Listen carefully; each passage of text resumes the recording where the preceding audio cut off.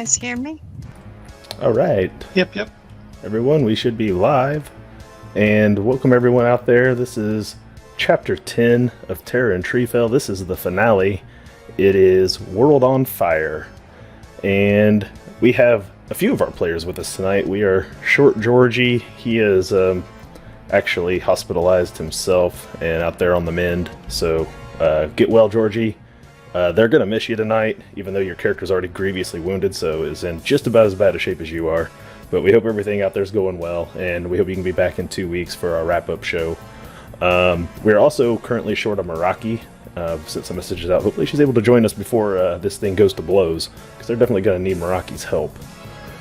We do have the rest of our players with us here, though, tonight, so we do have enough to go ahead and play, and we're going to end this thing tonight one way or another. So let's start by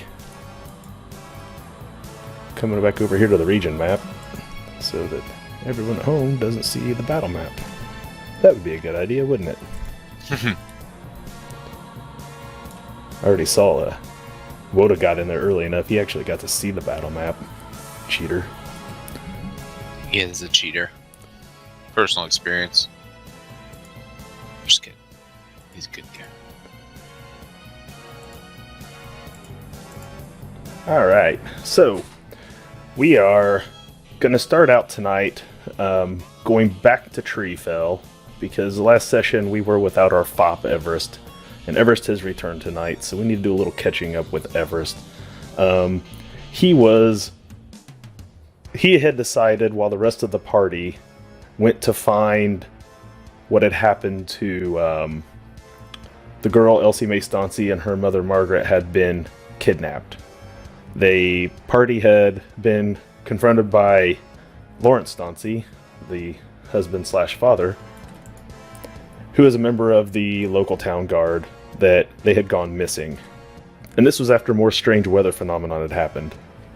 So they were able to use the weather phenomenon, which everything had been coated in a frost-like glass. But they were able then to find trails and tracks where something had come and had taken Margaret Stancy and her daughter Elsie Mae and had gone into the woods, towards the river, and towards the temple. So the party had decided to go, with the exception of Everest, who had stayed behind, partially out of fear of what had happened last time they were in the temple, because Everest is a little bit that way. But he had also been considering just fleeing Treefell completely. And so he stays back with Herbert Brown, the mayor, and with the plague doctor Latronius, who had sent Nadia with the rest of the group with a special mission. And he stays behind and helps the Red Caps, and the mercenary group, the Red Caps, and everyone else try to get the remaining people out of Treefell.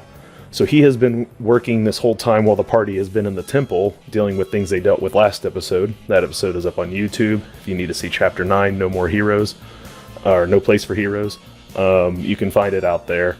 And see all the details of what happened inside the temple, and we're going to get back to that in just a minute, because the party's still there, with the exception of Everest. He is currently helping people get loaded up and try to get out of this town. The sky above has turned more dangerous looking. The clouds have grown a bit darker, and as Everest is helping load up a wagon and a couple other wagons full of people, and helping what's remaining townsfolk are there try to get packed up and moved out, and helping himself to any arrows he finds along the way. All of a sudden, something screeches loudly, and you hear something almost like a shockwave, ripples through the sky. And you hear what sounds like a loud screech is let loose, coming from the direction of the temple. Oh dear. So I assume there's just a number of people around me, probably still frantically getting ready, that are also alarmed by this. Yeah, people start moving. The caravan starts moving forward. They start lashing, the horses to get everything moving. You're trying to find a cart to get on to hitch a ride.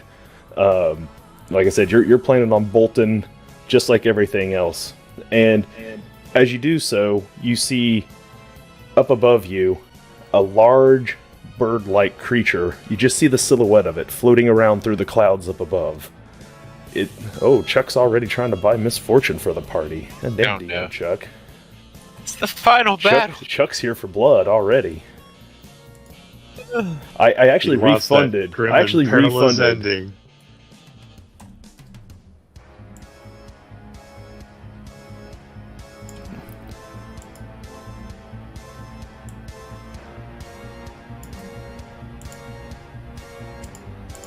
All right, so you see it fly up overhead. This thing is huge.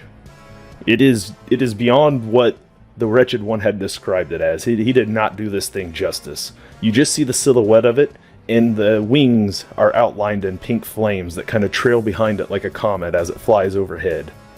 You can't see it; it hasn't come out of the clouds, but you hear its just god awful screech as it flies over the village for the first time. Oh, such fantastic coloration for such a horrid beast. Oh, what am I to do? What am I to do? This is all just sort of in my head. Let's see. Should I hide on one of these carts?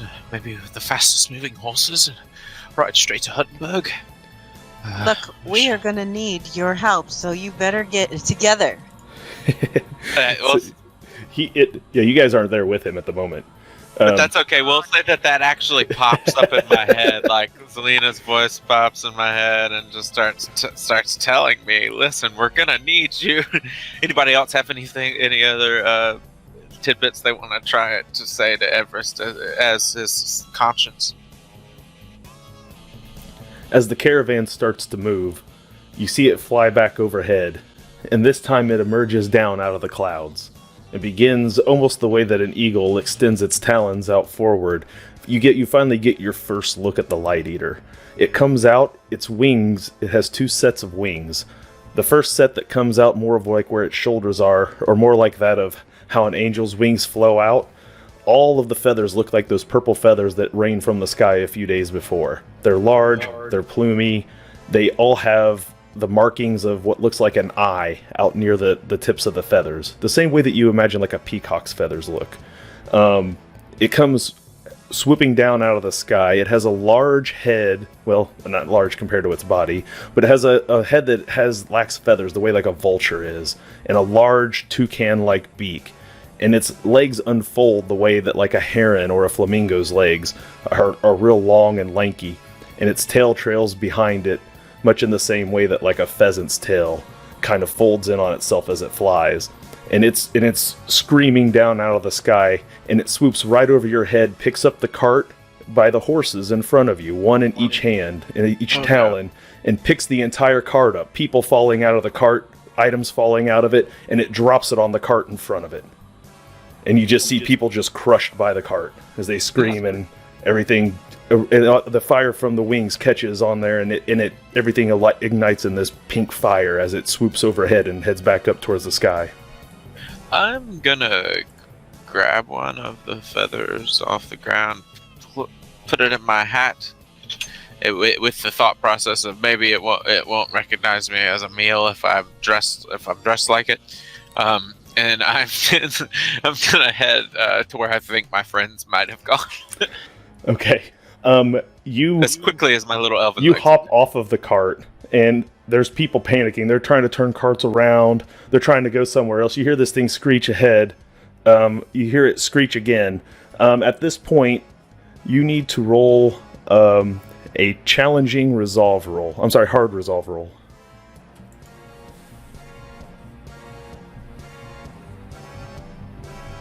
Sorry, bear with me. I have to reopen my character. Alright, you said hard? Yeah, it's at hard. Yeah.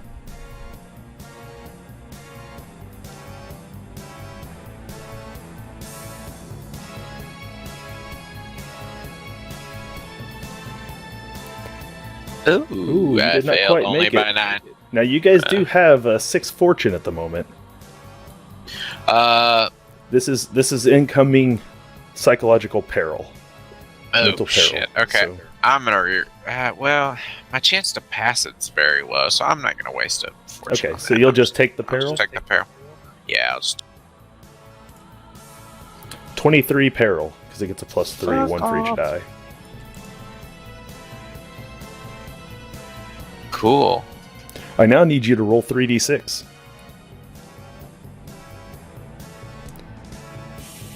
Oh, no 6s. Sad face. All right.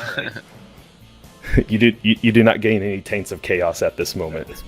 But it does fly over again, and it was almost, as it was coming down, it was just so terrifying that however much, I don't know, where did that put you on your peril track? Down to ignore 2 skill ranks. Okay, so you're ignoring 2 skill ranks at the moment. So this thing comes swooping down, it picks up that cart, drops on the other, and you find yourself terrified, but almost at the same time still just in complete awe of this phoenix-like bird that just swoops back up into the sky, back up into the clouds before, and you're just, and then you snap back out of it, and you're like, oh crap, I got to get out of here. And you grab your bow and your arrows, and you take off back towards the town. And as you head back into town, you see standing there in the middle of the town is the gravekeeper, the grave robber, Milton Philibrand, his ghost. And he's standing there, and he has Alice Brown by the arm and the head of Franklin Brown. Oh, Lord. And you see he's kind of dragging her along as he's heading towards the river as well. I'm just gonna try and oh, wow. I'm just gonna try and give him a wide berth. Okay, so you're just letting him drag Alice down that direction. Pretty soon, out of the chaos from up ahead, comes a horse riding your direction, and it's Mikhail Brown, one of the other members of the Night Watch, and he says, "Quickly, get on the other horse. We have to ride to the temple. That thing's taken Alice." Yes, yes, Alice, yes, let's go rescue her. And I'm leap up onto the horse. I don't know. Do you want me to roll for that? No, that's fine. You can leap up on the horse. I will fail. Yeah, you're fine. He helps you get up there, and he takes off. He takes off on the horse. You just ride with him. You don't even get your own horse. You just ride with him, and he takes off. Sounds good. He takes off as you're riding down towards the river. You're going to beat the ghost down there because he's on foot, dragging a unwilling participant along the way. Got it. You get down to the river first, and as you cross, you can see that the bird swoops back overhead again, and as it goes up along the edges of the tree line, all the trees begin to catch what seems like at first on fire with this pink flame. But as you notice, it doesn't actually burn.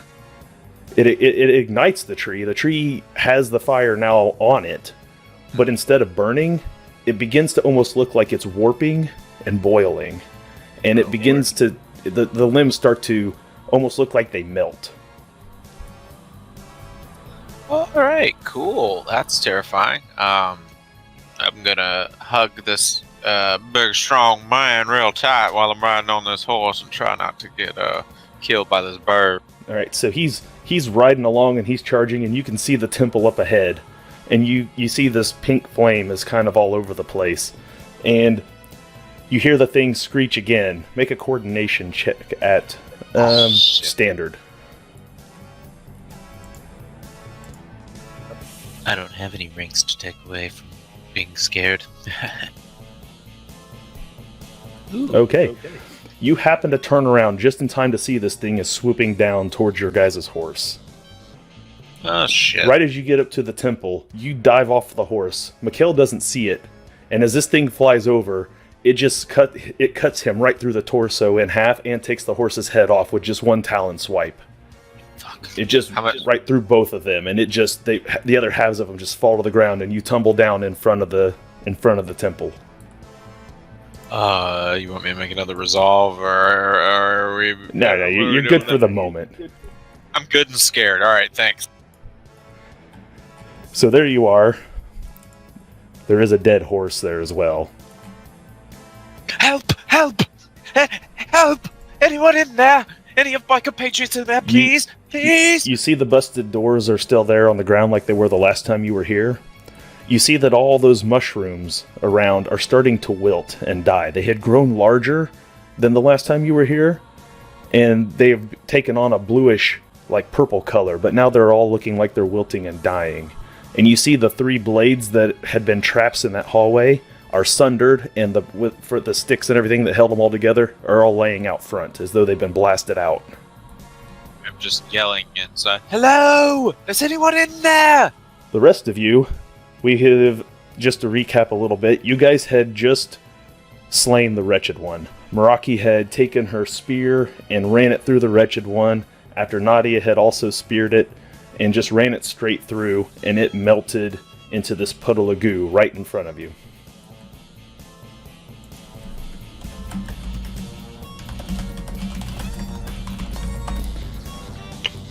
Plague Dr. Pathos, who is Nadia, in the midst of stabbing the Wretched One, the bile spilled out onto her hand, which grievously wounded her, and also melted one of her hands. Her hand is unusable at the moment, and so she recoils away and kind of slinks over to the corner, grasping at her hand. Yeah. So It also had cut off Lawrence Stancy's leg at the knee, and his daughter Elsie May is currently clutching to his lopped off lower limb. She had tried to put it back on. Hagen had taken a torch and had cauterized the wound, so he's no longer bleeding to death, but Lawrence is in bad shape as well. So that's the scene that you actually come down into whenever you make your way down in here. If I recall, I believe Nigel had tossed some medicine to Nadia, or Pathos. You gave her a tincture so she could ignore the injury. Right. Yes. Okay, right. So, Hey, Fancy, we're down in here. Oh, is that demon down there? It's dead. The imps are dead too. We're a little worse for wear though.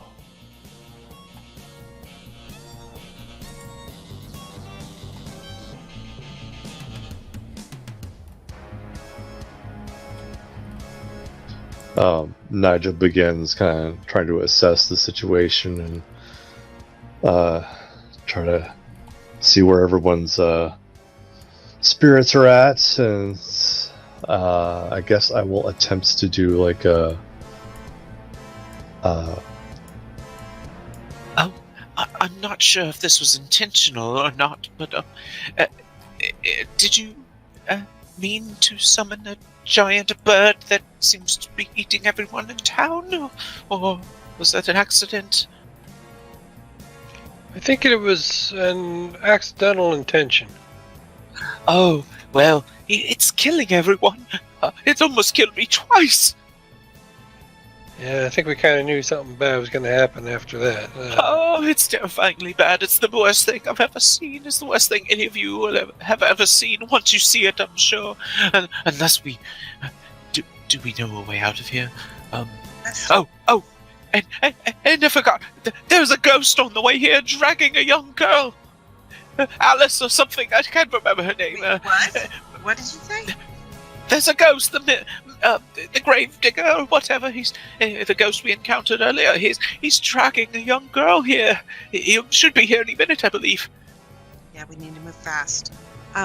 Dustin, I Yep. did not have a chance to do my homework and look at what the riddle was to figure out the dreams. Well, your compatriots managed to figure it out. So, just to catch our viewers up, in the last episode, Zelina had a very cryptic dream given to her by the apparent ghost, or perhaps some sort of undead version, of Jackie Brown, who was the young 12-year-old boy who was slain by the grave robber back in episode 3, or end of episode 2 perhaps. Either way, she got this very image-driven cryptic dream, and I didn't want to do it on stream because nobody likes watching a group sit around and try to solve a puzzle for a couple hours. So I let them do it off stream in our Discord, and they did eventually come to the conclusion that all of these images are the equivalent of hieroglyphics, and using a kind of a decipher code that's found in that book that Zelina had stolen from this very temple, they were able to discern that this set of codes were actually runes. The hieroglyphs are runes, and it actually is the demon's name, its true name. And so, to invoke the true name of a demon, it is an incantation roll, and I believe it is a hard incantation roll. So you'll need to know that if you wish to try to use it. But that was what the dream sequence that you had received from your god, the custodian, the god of death. Plus, how many? Go ahead. Sorry. With the true name, I pretty much can complete the ritual with a sacrifice, right? And it has to be somebody of the blood, right? Well, the wretched one wanted you to sacrifice one of Milton Philibran's descendants to prevent the Light Eater from coming. That time has passed. As a cultist, Okay. you still know blood magic, and you know how to do blood magic. And so you still have the ability to do Blessed Sacrament to try to sanctify this place. You can always sacrifice, if it's required to be greater magic, you would have to sacrifice a human of your own ancestry, which in your case means human. You can't sacrifice the fop, he's an elf. Or the gnome. Right. To sanctify the place, let me see if I have what I need. You do have what you need, and it takes 3 other participants to help you do it.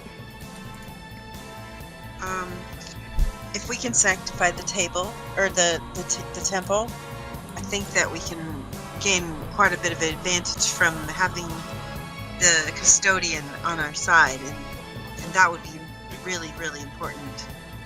I just need some help, and I can do that. All What kind of right. help do you need?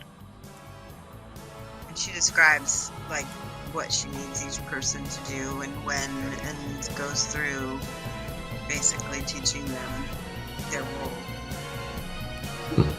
And also, given what we know, if we have its true name, could we banish it somehow? Stuff it back into whatever place it came from? Make just a standard folklore check.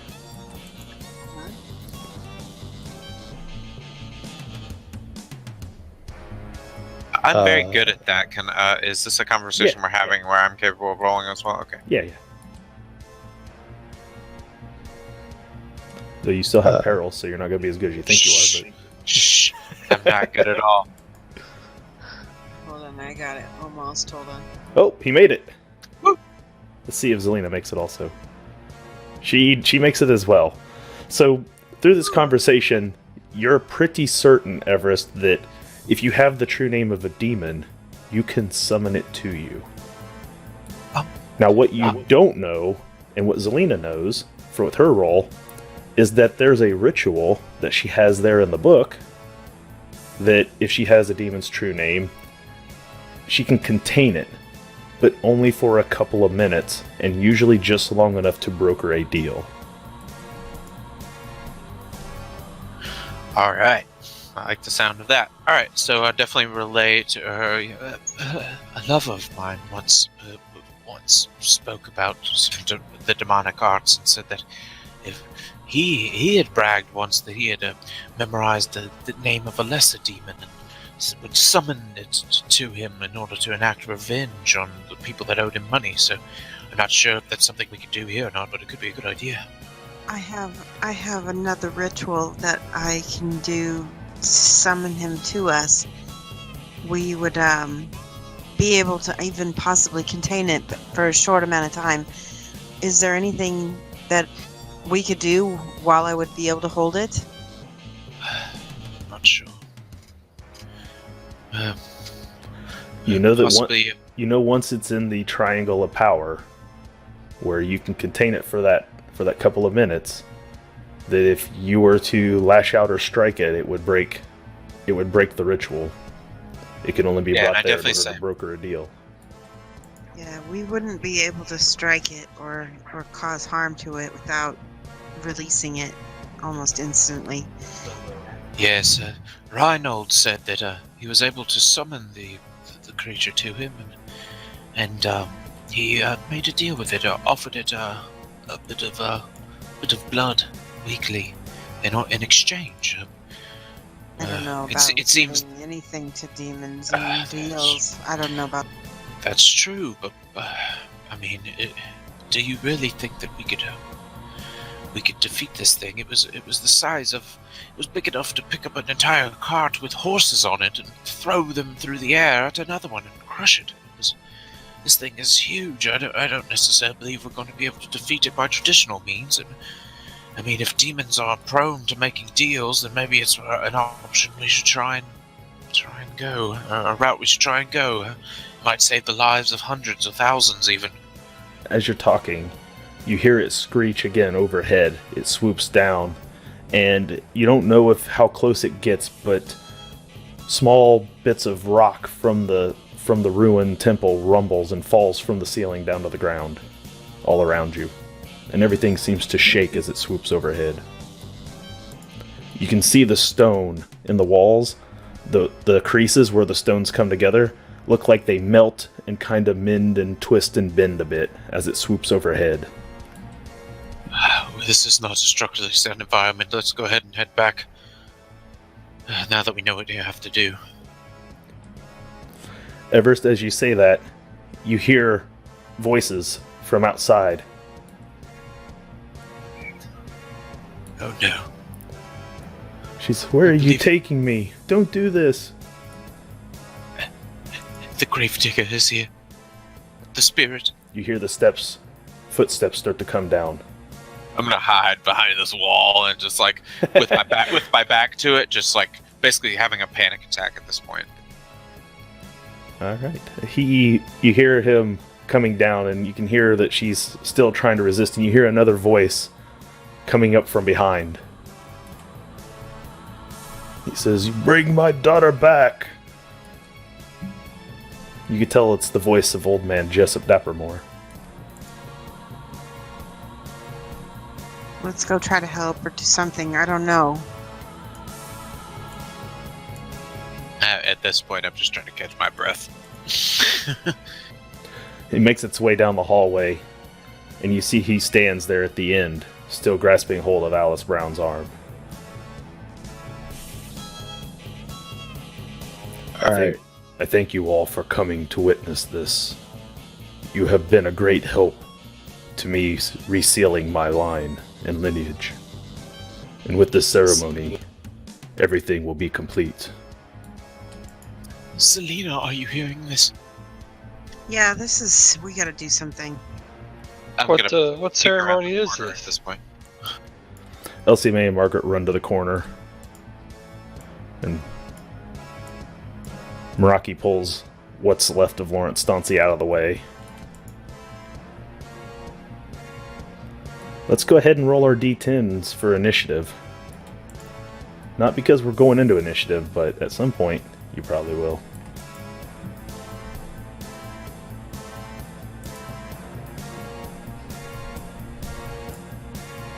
So mine is 8 plus 6, so...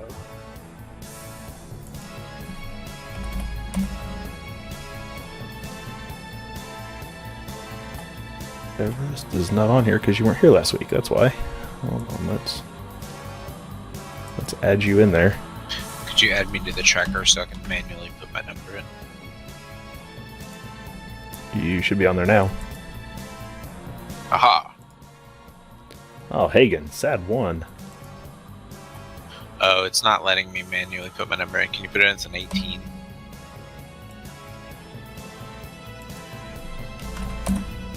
Thank you. We're getting it. Yeah, Nigel's got a 9. Oh, I get a plus 10 in my initiative rolls for being such agile. Or perceptive, that's it. Perceptive. Me too, but I rolled a 1. Alright. Since Meraki has not joined us, I will let you guys steer Meraki, and I'll let you just roll D100s, and I will use her sheet, and we'll figure out what she does. We're going to assume at this point she's still stricken with some peril, I believe. So That is probably why she's not acting so quickly.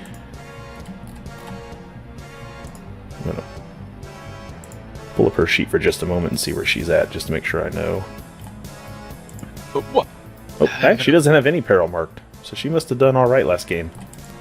Yeah, See. she probably has a high threshold. I'm gonna look at this thing in the eyes to the best of my ability and say, "But why are you doing this?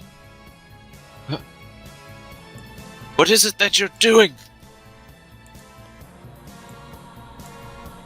And he looks over at you, and he has this pink flame, just like what the bird has, in his eye sockets where his eyeballs ought to be. And he says, "Reclaiming what is mine, what has been taken by these people." And what is that going to accomplish exactly?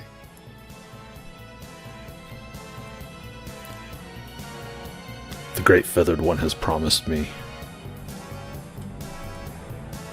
For 30 years, from the Grey Lands, the Soul of Wells, I've had to watch as this man has paraded around as my father's daughter.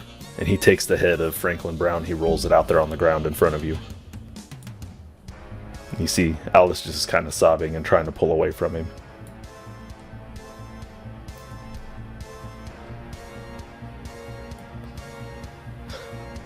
So this is revenge? I don't see how it restores anything.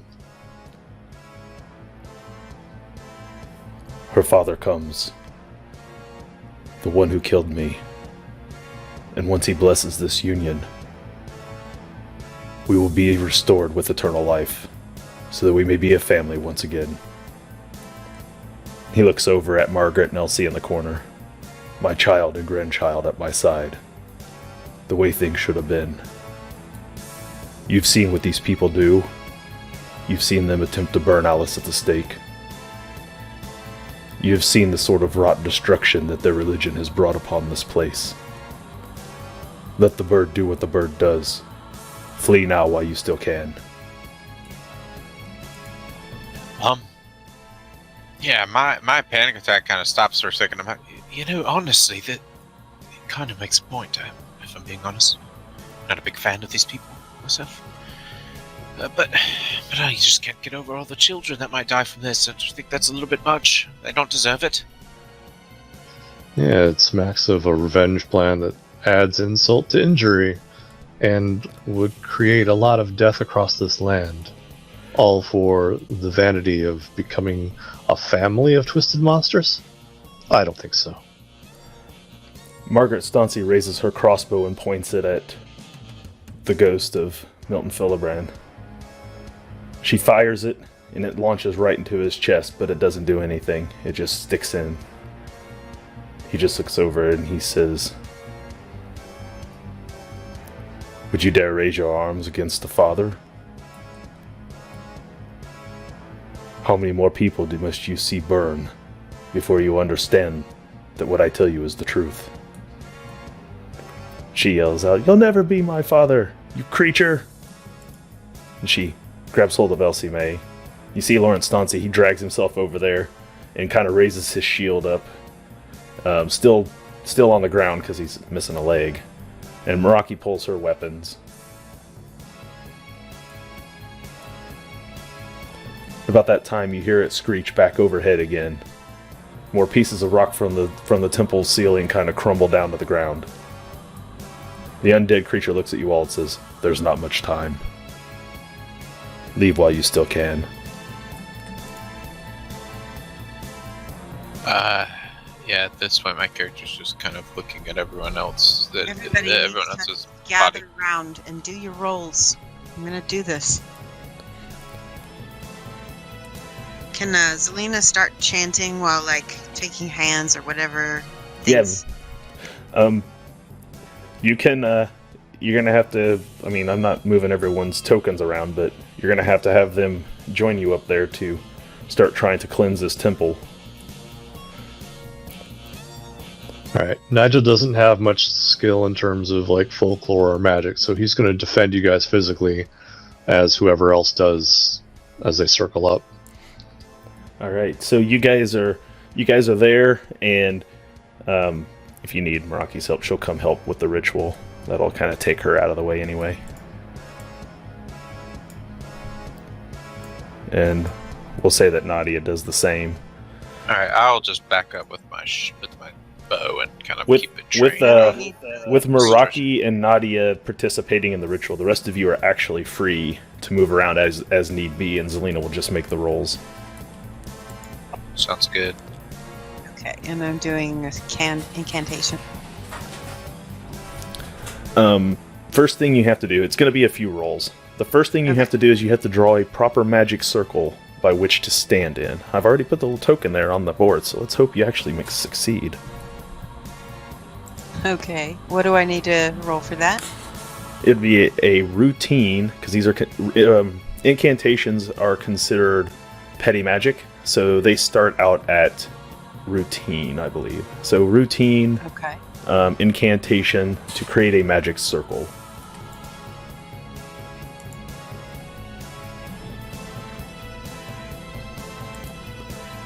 I have 54 is what I rolled. So Zelina goes to the ground and she pulls out some salt and begins to make a circle on the ground, and then takes a piece of like chalk and begins to scribe runes of her own into the ground. And when she's done, it begins to glow with a faint blue, and she stands inside of it. Oops. Yep. And Meraki and Nadia go over there and join hands there with her as she begins to then create. What do you want to do from here? Do you want to pull the demon in, or do you want to try to sanctify the temple? I feel like sanctifying the temple is going to be I don't know. Skosh doesn't know if it's going to do anything, but Zelina feels like having the blessing of her god in its own temple is going to take a lot of power away from the demon, or at least do something. Okay, so as you start doing this, you're doing it in plain sight, and obviously the ghost sees you. He turns, looks, and the flames in his eyes kind of light up a bit. And as you do that, everybody begins to hear sounds rumbling from the next rooms. Somebody got summoned. Oh, jeez. Alright, I'm gonna try to go a little quicker if I can. Well then. Well, Meraki, maybe you can do your worst. Alright, so we're going to go with initiatives at this point. Zelina, you'll be able to make your roll on your initiative to attempt this, and if it fails, you'll have to continue next round to try again. Okay. Everest, you get to go first. Your anxiety and panic has made you quick to act. And what would you like to do first? You have 3 AP. Is this door open over here? Yeah, those doors are open. In fact, walking down that hallway, and I have his token already down there, actually closer to you. You see old man Jessup Dappermore, the one who had killed Milton Philibrand and who had tried to burn Alice at the stake for being a witch. Who happens to also be Alice's father. You see, the old man. He's got his rapier drawn, and he's walking down the hallway. Towards this thing? No, towards you guys. He has already walked past that, so this thing is coming up behind him. Oh, does he look like he has malicious intent? Oh yes, he's angry. Alright, well, poop shoots. I'm going to take cover for one action, and then I'm going to shoot this dude. Oh, and just so it said at the beginning of combat, those blue mushrooms are all wilting and are no longer able to infect you with orc smolt. When the wretched one died, all the mushrooms began to wilt. They're still there, but you'd have to really shake one around or something to get enough spores to come off now. Got it. Okay, so I'm still super perilled, so probably gonna fail. We'll see. Alright, so I assume this is just standard since I'm just attacking him. Yeah, standard is fine. Alright, I hit him Oh, I did not do that right. But anyway, my Yeah, you got damage, it. I could just roll a d6. Yep, just a d6 plus your agility bonus because you're using an arrow. Alright, and that is... My agility bonus just went up 2 recently, so it's a +7, so 10 damage. You take him to moderately wounded. Roll a d6 to see if you inflict an injury. You do Nope. not. So you fire one arrow into him and he staggers backwards. Saving my last AP for a possible need to save it. Parry, dodge. Alright. Zelina, it's your turn. Okay, I'm gonna start my thing. My cast incantation. I believe in you. Yeah. So I'm rolling again. At not the difficulty level is routine. Yep, is routine. Yes. You do so. All right, so you start to cast this ritual, and as you do so, you see the flames sort of flicker, and everything that is currently fire that's around inside the building suddenly blows out, and everything kind of starts to go pitch dark.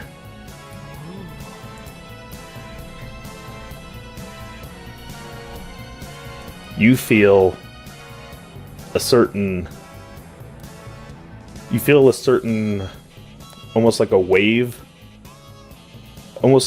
of wind blast past you, Meraki, and Dr. Pathos, Nadia, and kind of fill the room, and everything feels for a few seconds like it's swirling, like you're in a whirlpool, but no one's really moving. And for a second you realize that you can feel the well of souls, almost as though it's beginning to flood in the temple, but there's no actual water there, it's all wind. You can just feel this purplish black wind just flowing through the place, blowing everything around. And then everything, the fires come back on, and everything kind of goes back to normal how it was a second ago, except that you feel a certain amount of peace. Last session, you failed some rolls to attempt magic, and you couldn't feel the presence of your god at all, but now you can tell that the custodian is here. Oh. Okay, so she's getting a lot more brave now and feeling like she's feeling the spirit, and so she's, she's gonna do more of her ritual and keep. So does she feel it's consecrated yet? Mm-hmm. Yeah, the room you were in is consecrated. Okay, so is there time to do any kind of blessing on anybody at all? You spent 1 AP to do the ritual.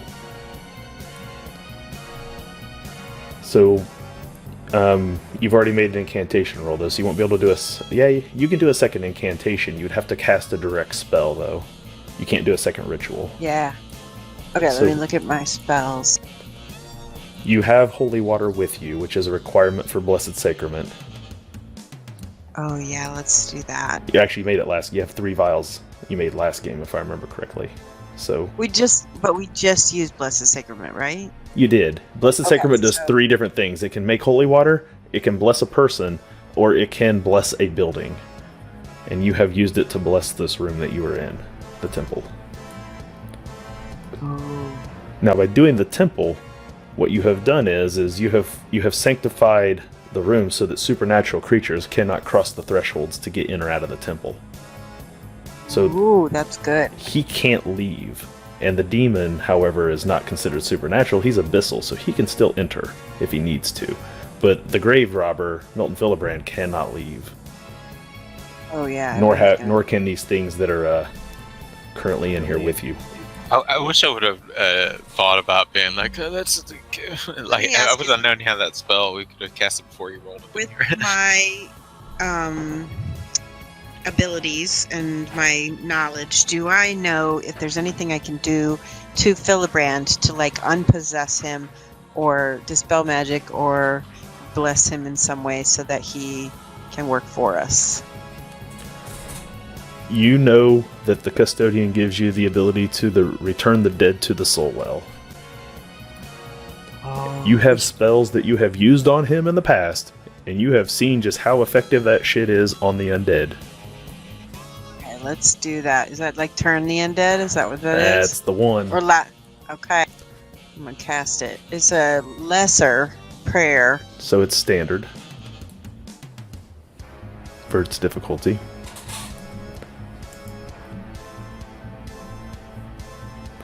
And you have failed. Would you like to spend a fortune? Yeah. Yeah, you have a really good chance of passing. I would. 75. Oh, didn't jeez. make it. Your chaos die is a 4. You don't get a chaos manifestation. You have 1 more AP, but you cast it at him and it does not seem to do anything. And as you do that, you hear the bird swoop back over, and this time it sounds as though it has landed on top of the temple, and some rocks fall down in there once again. Nobody gets hit by them, they're not large rocks, but you feel everything kind of shake a little bit, and the walls begin to seem like they're melting a little more. And do you want to use your last AP, or are you going to save it? I feel like I should save it. Alright, it is Meraki's turn. And by checking, I don't hear a Meraki here yet. So you guys get to kind of use Meraki's 3 AP, and I'll steer her around. She was hoping you cast the ritual. The ritual is done, so she's now free to act. She had to spend 1 AP to help you with the ritual, so she's got 2 AP left. I think Meraki would be good. Well, hold on, let's see. Nigel, yeah, I think Meraki would be good on this side, kind of defending this side, since Nigel's kind of on the opposite side of the room, defending that side. You see what I mean? Yeah, Nigel kind of gestures as if to confer or agree. He agrees. It's like, Meraki, plug that hole. She spends 1 AP to move and has 1 AP left. You want her to save it? Yeah. Okay, because her other option is she can charge one of those creatures in there if you want her to, but that's up to you. I think maybe move her up just a little bit more in the doorway if that's possible. And then just, yeah. Alright. So that brings us to Hagen. Alright, so we heard them, all of the different places. You hear So I know moaning. that one. Yeah, you hear moaning and groaning coming from the nearby rooms. Do I hear the one behind Jessup? Yep. Alright, You hear something shambling. We're gonna do double old man this thing up here. Young man and older man. So the two old men are gonna take on that one. We'll do it. Now he just got an arrow in the chest from Everest. Everest attacked him. Damn it, Everest. That's okay. What did I do wrong? He shot Jessup. Oh, I thought he was a bad guy. Well, he's not exactly a good guy either. Not good, yeah. He's kind of in the middle. Well, Hey, he got shot. If he's there, he can help. Damn it. All right. So, you go over there. Those doors are technically open, so you can see it. I mean, if you want to throw a knife, you can. Yep, I'm gonna do it then. All right. I just want to say it makes perfect sense for Everest to be confused in this situation and plug an arrow into the wrong guy. I don't hate that move at all. I just didn't know if you realized what you were doing or not. But that's up to you. Definitely did not. Okay. Definitely Well, like I said, whatever. Oh, my apologies. You hit and did 9. So what'd your character do just before dying at the campaign finale? Oh, he shot an NPC that he probably shouldn't have shot, and that's about it. And then he died. All right, so you throw a knife, and your weapons, if I remember correctly, had been anointed by Zelina the previous game. Yes, they were. So I forgot about that. They actually hit and do damage. And yep, you do 1 level. So, not enough to have to roll for injury yet, but you do strike a level down on him, and that'll take us down to Nadia. So what do you guys want to have Nadia do? She's grievously wounded. She's almost dead. She does have her spear held with both hands because of that tincture that Nigel had given her. Can she bless herself or heal herself some? She cannot. She would need both hands, and her hand is what's wounded. So she could take some time and try to wrap some bandage around her hand, but she can't really do it very well. She needs someone else who knows how to use heal to help her. Is it okay for me to use my last action to try to that? It's yeah. Do you have heal? Ew, hold on, let me check. You'll be flipped to fail, but you'll get to re-roll the tens die because Nadia is assisting you. No, I don't. I have a... Yeah, so you're flipped to fail, but you can still spend it to make the roll. You just Sure. you're just flipped to fail, and Nadia lets you re-roll the tens die. So Okay. So go ahead and try heal. 62. Okay, so 62 is a fail. So roll a d10 to replace the 6. Oh, that's a 92. That's no Poopy. good. So she spins a bandage and you try to wrap it up, and you get it wrapped up, but it's not doing any good. That was worth a shot. Yep. So you spent your last AP there. So what do you guys want to have Nadia do? Hopefully not die. Nadia is also Doc Pathos, right? Yeah, she's been calling herself since she showed up with the Plague Doctor mask on and everything. She's been calling herself Plague Doctor Pathos. Right. Is she capable of producing like holy water or quintessence or something Nope. that we could use? She's not magical at all. Oh, who was it that was doing the Zelina. making the holy Me. water? And we Zelina have is your holy magic water with caster. us. Oh, Yeah. okay. Now holy water, if you were to lob it at something undead, it would hurt it a lot. Right. Yeah, we made, what? Did we make 1 or 2 vials? Or 3. 3? You made 3 vials. Now you expended 1 to anoint weapons, so you have 2 left. Okay. Okay.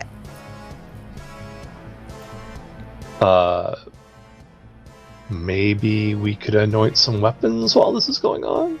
They're already anointed, I thought. Yeah. She Oh, do anointed them for you already. Like Oh, last so game. everybody's got anointed weapons? Yep. I believe so. Oh, okay. Okay, cool. I forgot to note that. Some of them put their weapons into the spore from the orc spore, so that they could right. attempt to hurt the adversary demons with it. But then that didn't actually help because you guys end up fighting the wretched one who created the orc spore, so it was pointless. So, okay, so we have, all right, so this area is consecrated. Yep. Undead things can't get in. Should we start working on helping Zelina trap the big demon, the bird demon now? Is there anything we can do to help that? You'd have to, have some kind of plan on what you're going to do next. Because he said it was only enough time to make a deal with it or something. Mm-hmm. All right, what kind of deal could we make? Well, you have Everest here, so I will succeed on the deal. Don't worry. You just need to tell me what to say. I'm just kidding. greatly concerned about what he might say. Selena doesn't want to. Right, so She wants you to kill it. If there's a way to do that, she doesn't want to make it. I don't know. We'll try. Still feel like the deal's the best route. Especially in her newly consecrated temple. Alright, well, that's big.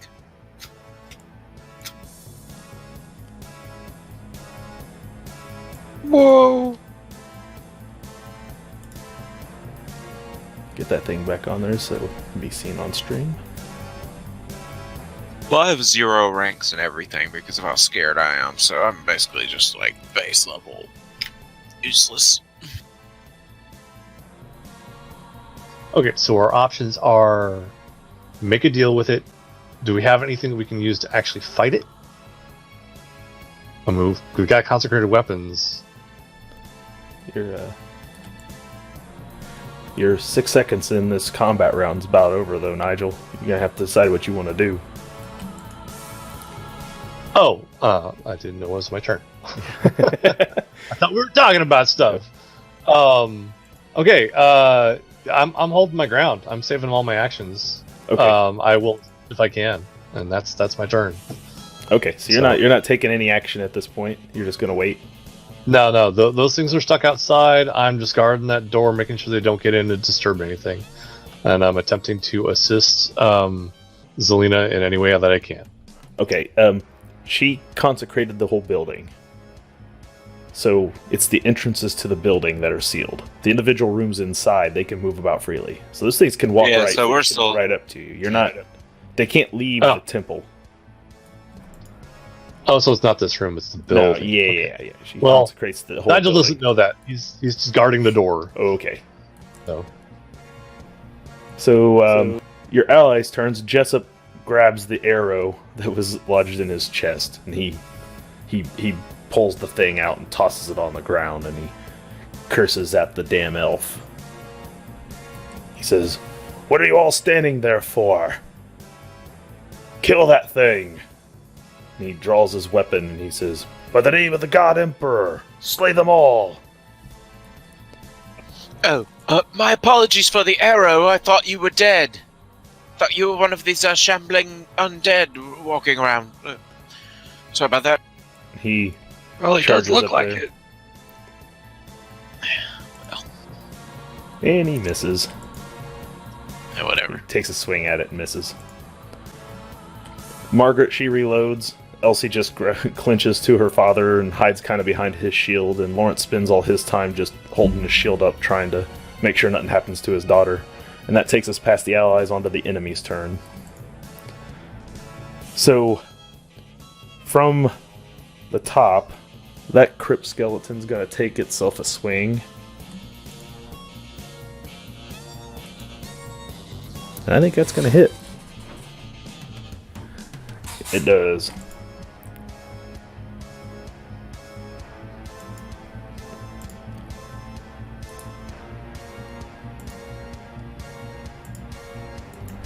And he takes a slash and hits Jessup.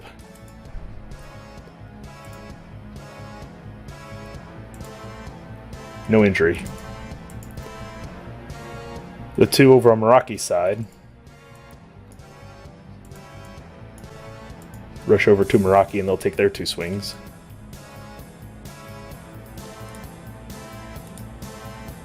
A hit and a miss. Meraki had not taken any action, so she'll parry. And she does so successfully. So she bats away the one in the attack that comes in that would have hit. And that brings us to the ones on Nigel's side. So these things start marching right up towards you, seemingly unafraid and unhindered. oh crap! You had a wait action, so you can go before them if you want to strike first. All right, the second one gets within striking distance. I'm not gonna like lunge at them or anything. But Yeah, the second one of them gets within striking distance. I'm gonna attack, stab at it with my mortuary sword. All right, go for it. All right, let me figure out what I'm doing here. I know it's only been 2 weeks, but I always forget what I'm doing. If you go to the talents and trappings page, you actually have the mortuary sword keyed in. I've already got a macroed for you. You just hit that roll button there on it, and then you'll have to re-roll. Oh, there it is. And then you can just re-roll the hit if you need to, because you're a military officer. That's a critical fail. You can't do anything about that except take some peril. Too bad you're not a fop. Dope. Should That's plus multi-class. 2 for being... So that's 15 peril you take. I only fail in style. You can't fortune a critical fail, and you can't re-roll it either. All right, 15 peril is equal to my second threshold. So do I take 2 then? Yep. All right. I am ignoring 2 skill ranks because I'm already up to 4 peril on my condition track. Yeah. So these things move up, and since you failed to strike him, they're going to go ahead and take their swings. You still have a parry. Okay, I'll take the parry too. That's a hit and a miss. So go ahead and make your parry. You successfully parry the other one away. Cool. Even with your... So, yep. You are good there. We will move on to... where are we at? Milton Philibran's turn. You see he stands there and holds his hand out over that altar and ignites the bowl in front there with pink flame. And he turns and he looks and he says, "Do not die on me, old man, before you have time to bless your daughter's union." And he begins to chant some sort of magic ritual of his own. Critical success.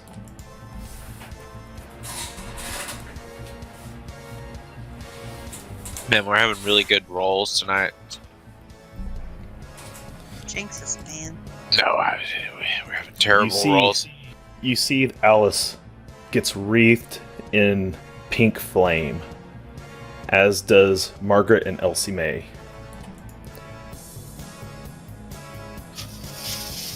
Oh shit, we need to dispel that. Dispel magic? I can't do that yet. And the mother down there, Margaret Stauncy, she's going to gain a taint of chaos. Oh lord. So let's see what happens here. A 52.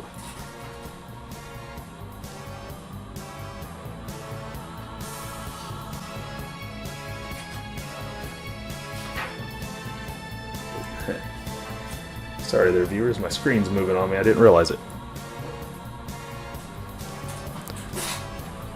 Okay, so what you see happening to Margaret is called the mirror form. Her legs fuse and grow scales, her feet turning into fleshy fish-like fins. So she turns into what begins to look like a mermaid. Well, it's an opportune moment. She falls to the ground next to her husband as her legs fuse together. And Elsie screams.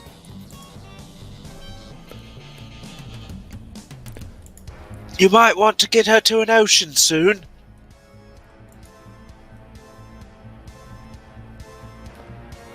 So that'll take us to... Oh yeah, the demon. He gets to speak. You hear from the entryway, you hear it land. And its beak and its unfeathered vulture-like head slips down into the corridor. And it looks at... It says, "It's not too late. I'll let you leave." Not too late, I'll let you leave. You just hear that whispering. I'm just kidding. Alright, yeah, cool, this thing talks. That's neat. I still think we should leave. Maybe it's just me. It's your turn, Everest. Yeah. I'm gonna walk up to it. Okay. As you get close, you have to roll 3d6. Another one. We're good. No sixes. I'm gonna walk up and say, I'm gonna just throw my bow down onto the ground and say, you said something about leaving. Does that offer still stand for me if I were to just walk out and let you deal with the rest of this scenario? You have to do something for me first. Oh, yes?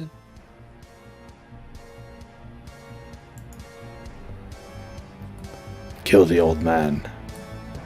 Oh, this one? That's all he says. Not me, damn it. Yeah, not Hagen. I'm not killing Hagen.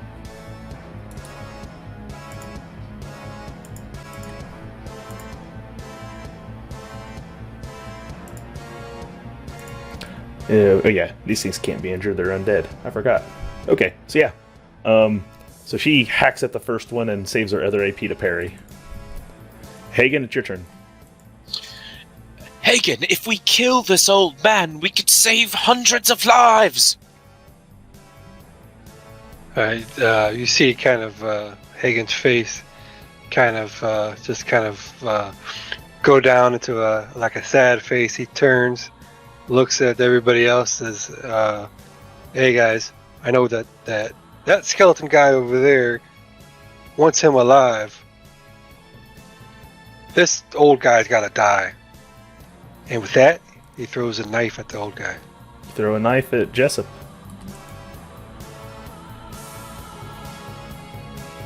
Ooh, you hit him.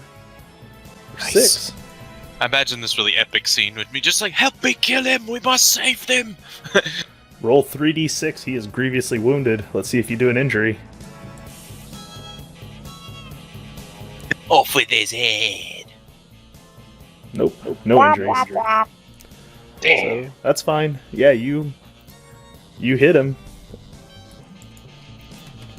Oh wait, does he get so he had an injury then? No, Or no? no, you have to roll a 6, not a total of 6. Okay, so mortality work doesn't work. Oh wait, that's right, you're a vigilante. What does it say? Yep. That's When if you you inflict an injury, you also inflict 2d10 peril. Yeah, you did not inflict an injury, so you don't inflict peril on him also. Son of a bitch. All right. If you had rolled a 6 there and done an injury, then yes, you would have also hit him with peril. Alright, so after Hagen, it's Nadia's turn. Dr. Pathos Nadia there is going to take a step back away from the triangle. And just kind of readies her spear and looks at Zelina very confused.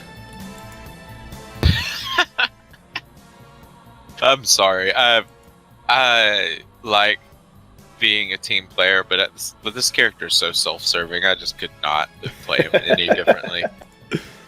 Totally understandable. So Nadia's just going to step back, and it's going to take us to Nigel. But I didn't shoot any of you all with an arrow, so we're good, right? So Nigel kind of grumbles, and it's like everyone's gone insane. It's just like Frumsburg all over again, and he jumps at the nearest skeleton thingy, intent on destroying each one in turn. Alright. Take your roll, military officer.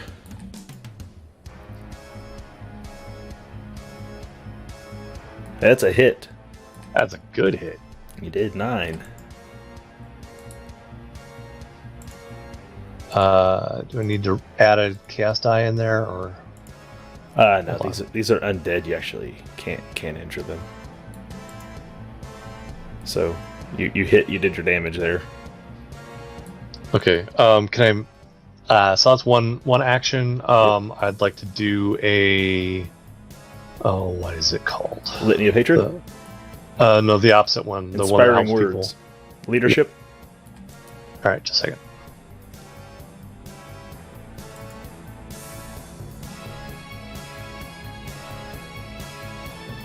Why is it so tough to navigate 2 pages? All right. It's a lot. There's a lot. I know. Visually. It doesn't seem like it should be that hard. I mean, poor Zelina's got 4 pages because she has magic spells on a different one even. Yeah. There you go. All right, All 24 right. out of 39. So everybody gets 1 to their damage thresholds, and everyone's initiative goes up by 3, which I'm just going to adjust the bad guys. Damage thresholds or peril and damage? It's peril both. and damage is both. Okay. Oh, sorry. Thank you for No, it's fixing that. Oh, should I have taken a negative to that because my peril is down so low? Oh, yes. You're ignoring 2 skill ranks. How many skill ranks do you have in leadership? It's automated though. 1. Oh, if you have the peril marked on your sheet, then yes. It should have calculated it in. Okay, it's already marked, so it should Yeah. Where's 'cause the you- damage on the sheet? For what? Threshold, Oh. or do I? Do you see on the talents and trappings page where your damage is? There's a tiny little box there underneath it where you can like Modifier. It's probably got a 0 in it at the moment. Yeah. Do you see it? There's one for peril on the first page, and there's one for damage on Mine the second currently page. has a 4 in it, so should I change that to a 3? No, not the big boxes, and not the big box. There's a Little tiny box below it. It says modifier. Yeah, it has a 4 in it. Oh, yeah, well, that's change probably that from to a previous 1. session. Oh, that's because you casted Aegis, and then you took his... Yeah, turn that to a 1. Okay. I didn't fix that on your sheet at the end of the last combat. Alright, it is fixed. Okay. So you got 1 AP left, Nigel. You gonna hold it for parry? Yes, I will. Alright then, it is your allies' turns, or quote-unquote allies. Jessup, he's going to attempt to flee. Which is kind of a horrible idea. Because it will give this skeleton a chance to attack. Actually, yeah, he'd flee that direction, he'd have to. No need to attack me, Oh, Mr. Skeleton. X.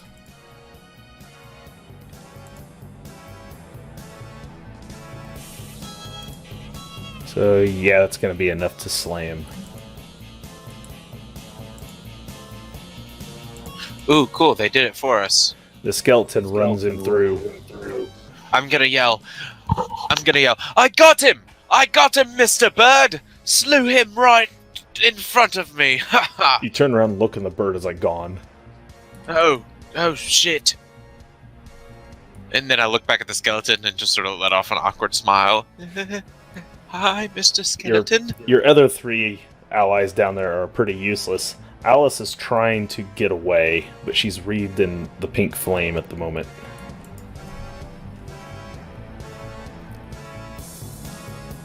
And it'll bring us to enemies' turns.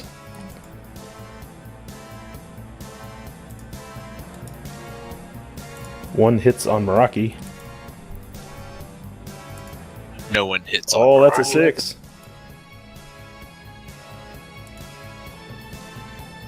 Ooh, that's going to be +5. Yeah, +5. So that's 14. Don't forget to add her damage threshold modifier in. Yeah, I know. I'm just trying. She doesn't wear armor, though, but she is beefy, so...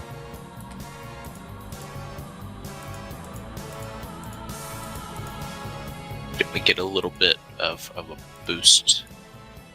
So she gets slashed pretty good by one of them. And the other one is, the other one missed. So that'll take us to the 2 on Nigel. The first one that he hit is going to strike back at him. Okay.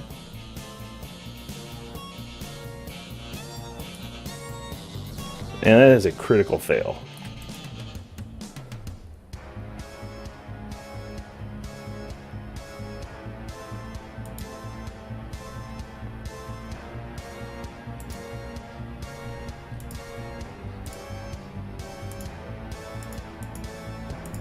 It swings wildly at you and takes the arm off of the one on the right of it. Ooh. And that one is gonna now just take its swing at you. Because it's not that affected by losing an arm. They're undead. And it's gonna hit. Did you save a parry? I did. See that parry roll. Alright, you Very parried. well. So it swings at you and you parry it away. And it can't exactly maneuver through you. Actually, he's got 2 AP. Could he maneuver through? No, I don't think there's any good way to really say this thing maneuvers past you. They are kind of lumbering undead, so not terribly. Yeah, they're maneuverable. not terribly nimble. So we'll go ahead and just leave them kind of there where they are, and we'll move back up to the top of the order with Everest. Everest, you now have a crypt skeleton standing there looking at you with pink flame in its eyes. Yeah. But we're friends now. I'm friends with his boss. So, no big deal. So what are you going to do? It's your actions. I I thought it was his turn for some Nope. dumbass reason. All right. Yeah. Whew. All right. Well, old man's dead. Bird's captured.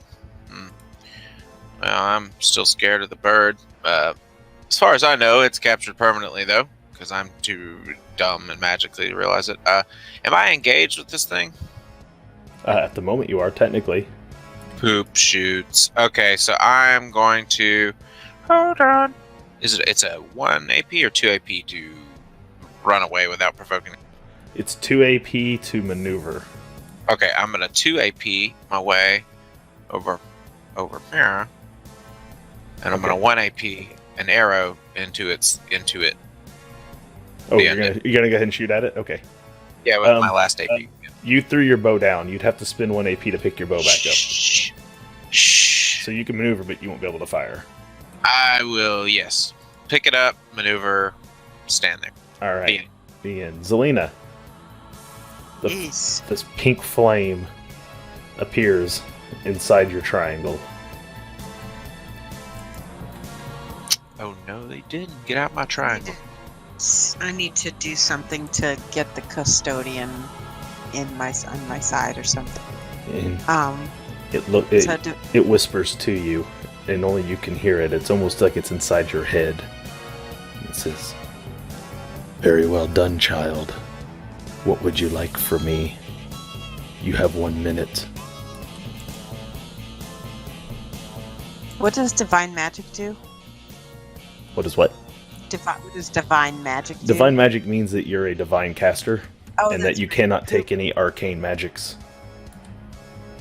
Let me look at my stuff here.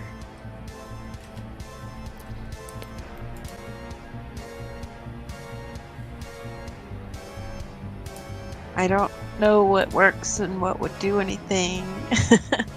Last rites? I don't know. All of your covenant spells work on supernaturals. I don't think This any of is them an actually do abyssal, anything yeah. to something that is abyssal. Is there anything I can do to like bring the my god into things and like help, like pray or something? I don't even know. You know that if you sacrifice a person or an animal, depending on what level of magic you're doing, that whatever your target is cannot resist.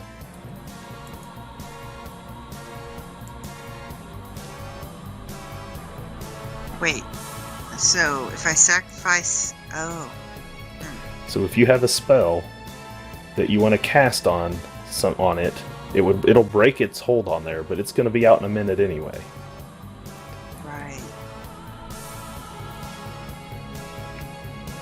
But this gives you an opportunity, but to do so you have to ritually sacrifice someone. Other than Everest. And in my dream, did I get a strong feeling whether or not I needed to sacrifice the girl or not? I feel like I shouldn't do that. You got a strong sense that the custodian wanted you to be able to bring this demon into here, but you did not get a strong sense of what to do after that. And the dream was for someone else. Did that all get solved? Like Kind of.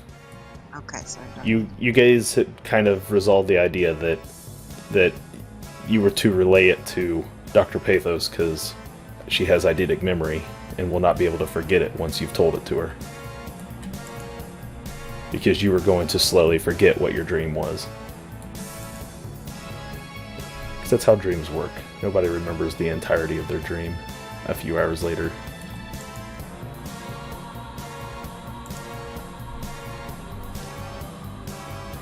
So what are you gonna do, Zelina?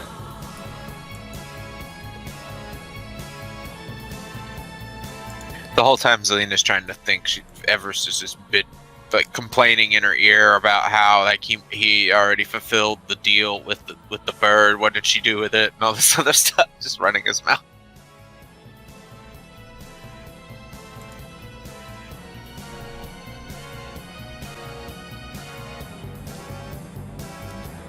Zelina?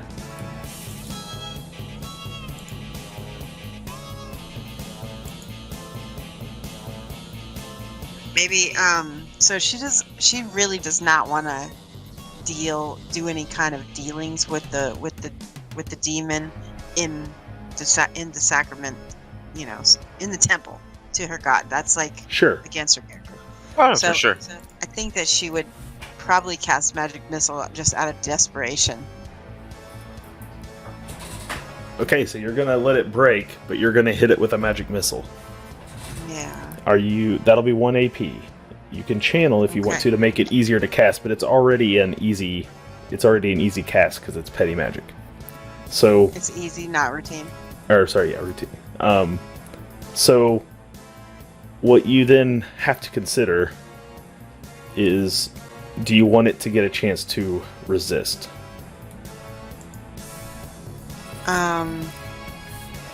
No, I don't want to give it a chance to resist. So you're going to need. Are you going to sacrifice something? Bring it down. What do I have? What do I have? You got a very People. very you've got a very very wounded Dr. Pathos standing next to you. Oh. You have a dagger. A stiletto, I believe. Give the damn thing to Everest. He'll do it. If you can't- don't want the corruption. It has to be by her hand. Shit. Well, Never mind. So, yeah, I'll do it. Fucking, I'm just like. So you just turn and just take your She's gonna be praying to the custodian, and this is like, in the name of the custodian, guide my hand or something like. Okay, and you go ahead and yeah, I mean, if you hit her, it's over. So she's gonna die from it. So But that's what, just a regular just a simple melee. martial? No, simple. Just simple. Yeah, you don't have a martial weapon. Would you like to spend a fortune to reroll that? Oh my god. Yes. Yes. Yes. I'm the fortune devil. I always sit on the shoulder and go, oh no, that's worse. Oh, that's a critical fail. So That's the worst one. you take 2d10 peril. Oh. Roll 2 ones, 2 ones. Come on. Oh man, Good lord. 22 2 peril. He rolled it for you already, and he rolled terribly. You would have rolled bad too, That but was- good lord. So you take 22 peril as you drive the dagger into Nadia, and it slays her. Okay, so my peril threshold is PT plus 12 at 23, so that's 3. So you're incapacitated.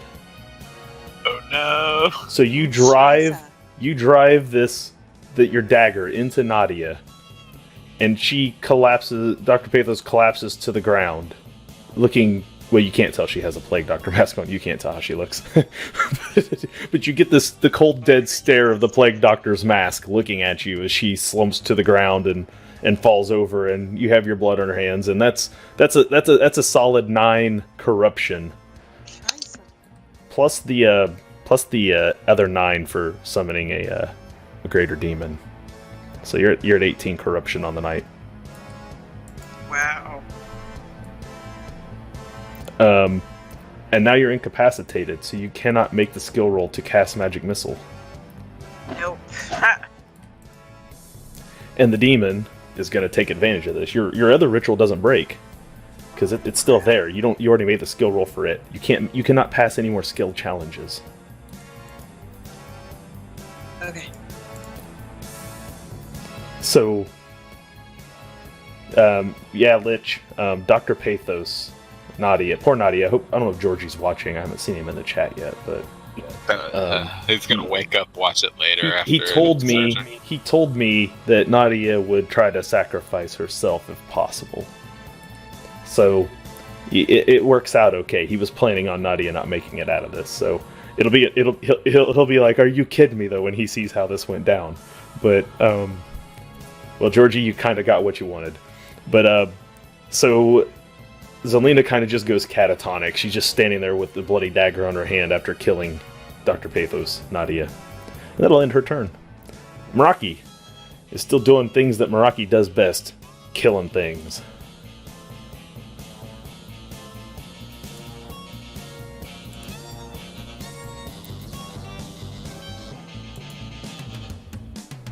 Well, that didn't do a lot.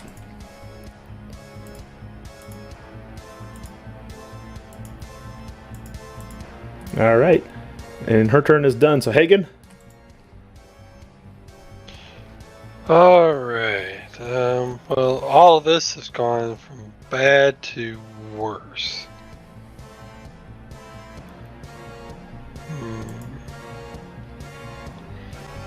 I think I know what I'd like to do.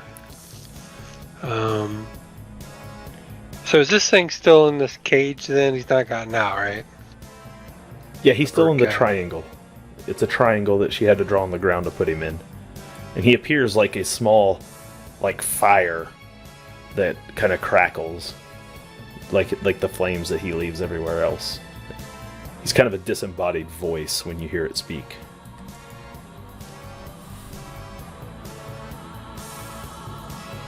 Is there any chance that I can fire a dagger past that and into Alice? You're From gonna kill where I am? Alice? Yeah. Why not? Yeah, you could do that. He's disembodied. It ain't gonna hurt him none. He'll fly right through him. Right now, I'm just trying to upset his casting as much as possible. Yeah, go for So it.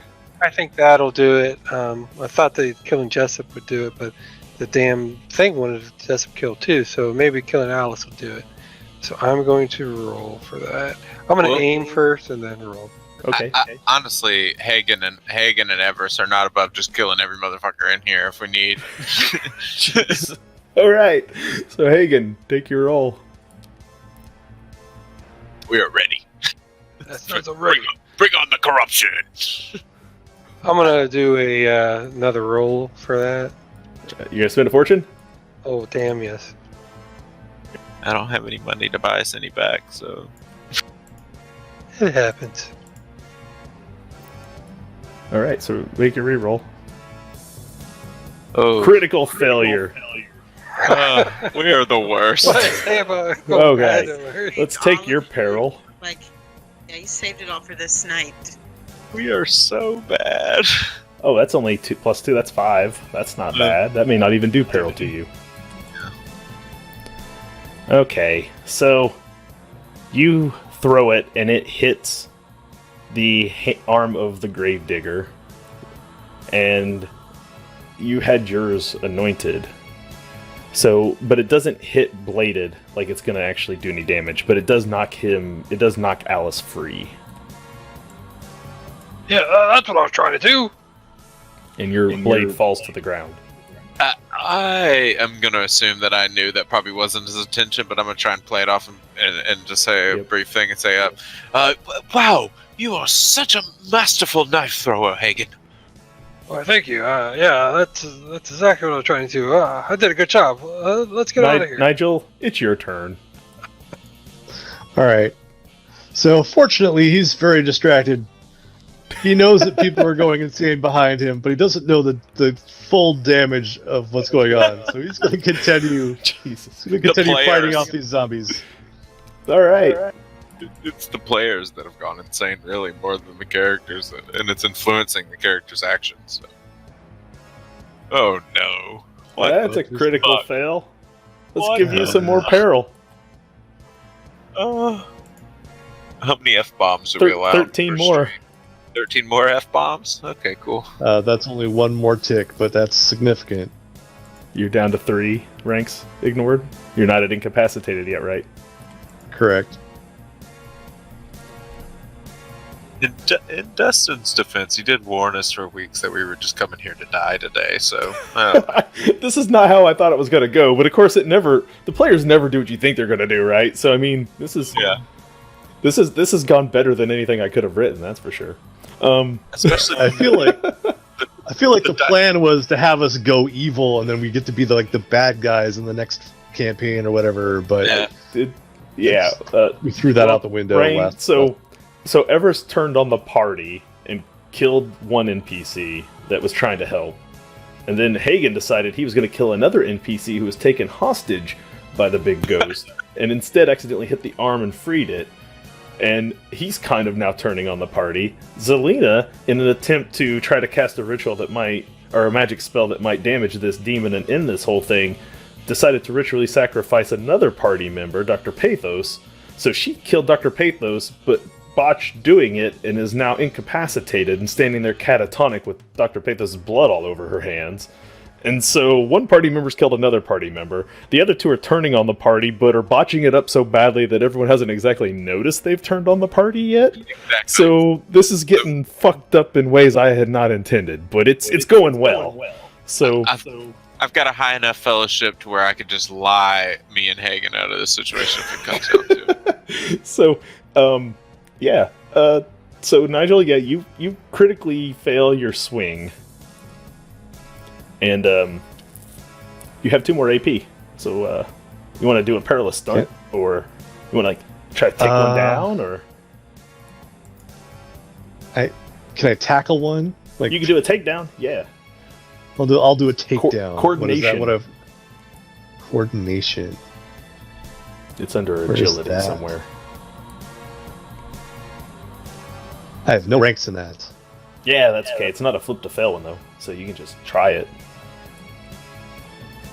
That is a no. Yeah, so you try it and it doesn't work. You try to take one down and nothing happens. So you got 1 more AP left, or you can save for a parry, I guess. Alright, you save it to parry. So that brings us to your allies, who are mostly useless, because one's dead.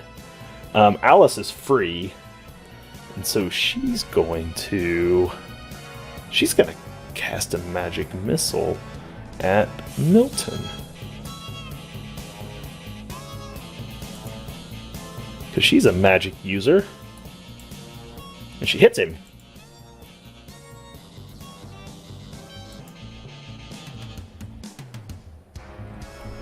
She does.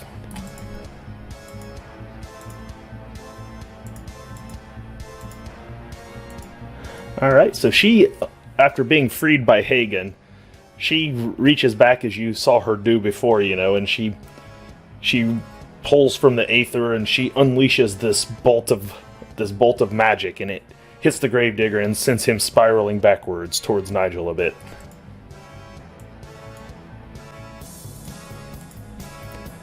From the ground, Margaret Stauncy's reloaded her crossbow, now in half mermaid form because her feet have fused together into what looks kind of like a fin with her toes pointed out in each direction. And her daughter Elsie May has dropped Lawrence's piece of leg and is now grabbing hold of her mother's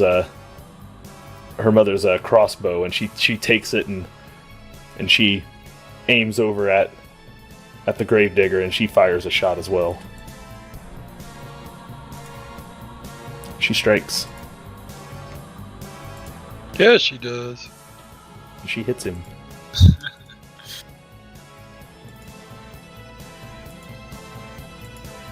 Alright. So that's all your allies are going to be able to do at this point, because Lawrence is, he's now,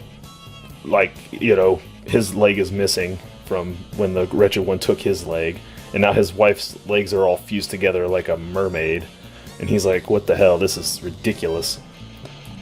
And we're going to go ahead and move back to the top of the order with Everest. Oh, no, wait, sorry, enemy's turn. Enemies go last. Damn it.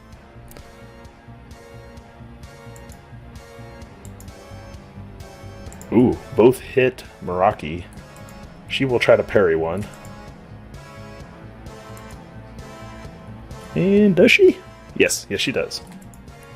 So that's a parry, so she's fine. She does not get hit by one. The other's gonna land, though.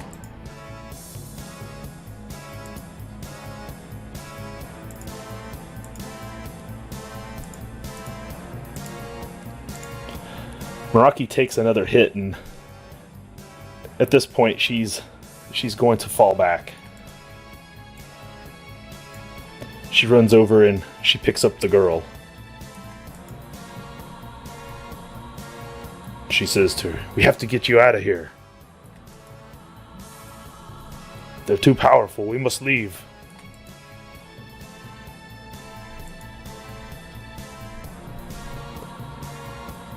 And then we'll do the two over on Nigel. Cool. I saved a parry. Oh, they both missed. Then I I'm guess gonna I don't spin parry. I'm going to spin a misfortune. I'm not missing on both of them.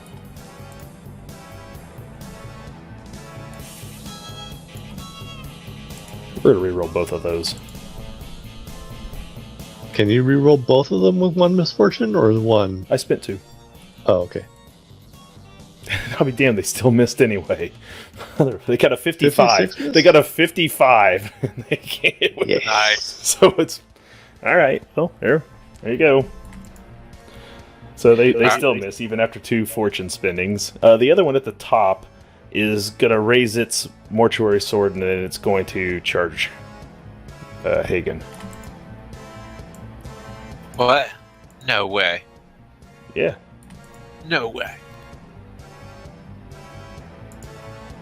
And that is a hit, Hagen. Did you have a AP for parry? I do have an AP for parry, actually. Let's see it.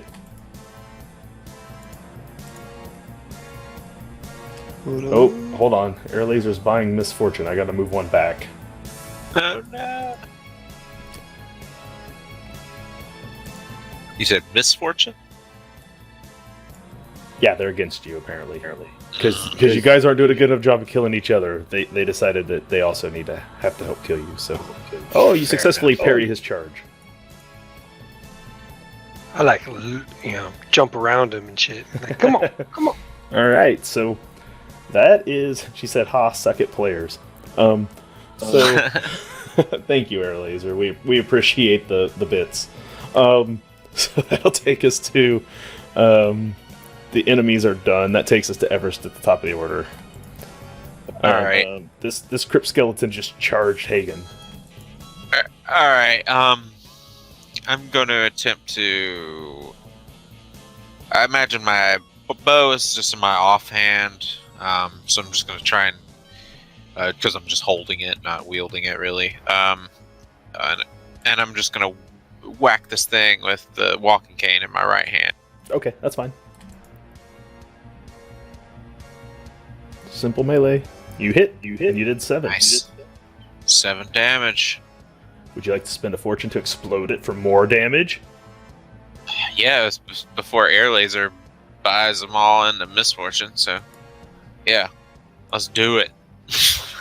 So I'll roll a d6. So that makes that a 6. So yeah, we'll just count that as a 6 and roll another 6. And then we'll add your BB at the end.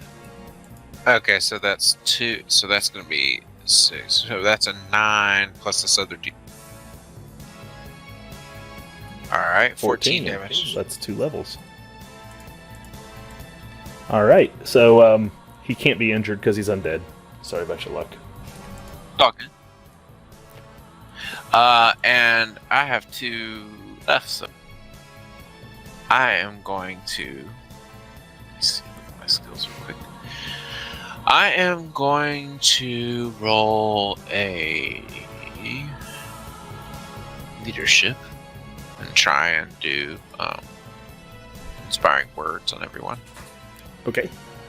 It's flip to fail, so we'll see how this goes. At least it wasn't a 99. Like everyone else seems to be rolling tonight. So yeah, you've double fit. You've definitely failed, and if you flipped it, you still failed. Yeah.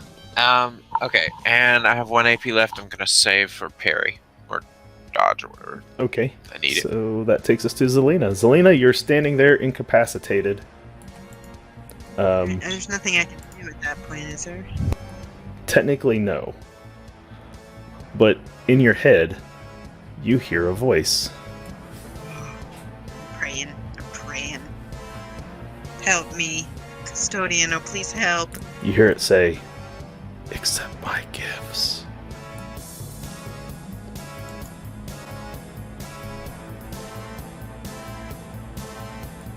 All right, I'm gonna do it. You're gonna accept the gift? Yeah. All right. So take 8 more corruption.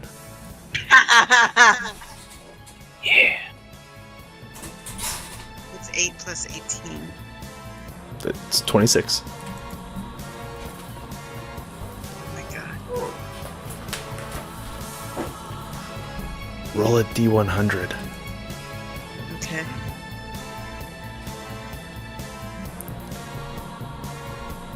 Georgie's in chat, by the way. Oh, is he? 14. Hey, Georgie, you're dead. Your character, I mean. You're still alive. Oh, man. All right. Zelina, Yeah! what is your favorite weapon? Everest's bow. No, she has like those knuckles, whatever those are. Or she also has a cane. Let's go with the stiletto dagger that you have in your hand at the moment. All right, that's cool. I think that actually thematically works better. Your hand morphs into a dagger, stiletto dagger itself. You no longer have a right hand. Your hand and the dagger become one, and it just sticks out from the end of your stump. Cool. That's cool.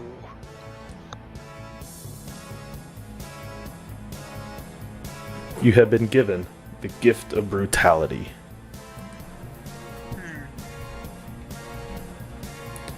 This will last. I can't move though, right? No, you're still catatonic. It didn't release you from that. But...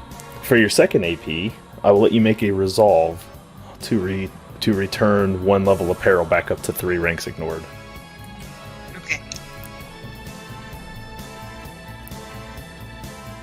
So what difficulty? It's just make it standard.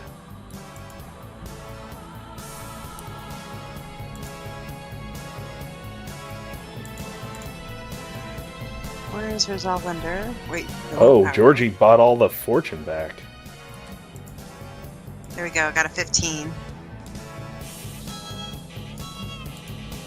Okay, so you heal 1 resolve back. You're no longer incapacitated. You're standing there in kind of complete shock as your hand has become a dagger. The dagger that you used to kill Dr. Pathos, your friend Nadia. I am going to sacrifice myself. What? Yeah. With Brutal. my little, yeah. Okay, in an attempt to do what? To banish this demon or do something that with my ritual that I want to confirm that will work first, if possible. yeah, let me would I know? I mean, honestly. I don't know if you have a spell that does that, but it sounds good. I think I want this to work at this point, so... No. Let me look in the book. Go ahead and make me an arduous incantation roll. Would you like to channel power? Yeah. You can channel 1 and take it down to hard, and you'll have 1 extra chaos die that you have to roll if you succeed or fail. This is exciting. I can't help but make little shoulder devil commentary anytime you do something magical. No! Reroll! You've got misfortune. I guess you might as well use 1, right? Yeah. You use 2. Can I? Use them all. No, you can only reroll once. Okay. Here we go. Might as well. If you pass this, it's gonna be amazing. Haha. I don't know. It's still not good enough. Go ahead and apply damage to yourself, as though you struck. So go ahead and roll your d6 to do your damage to you.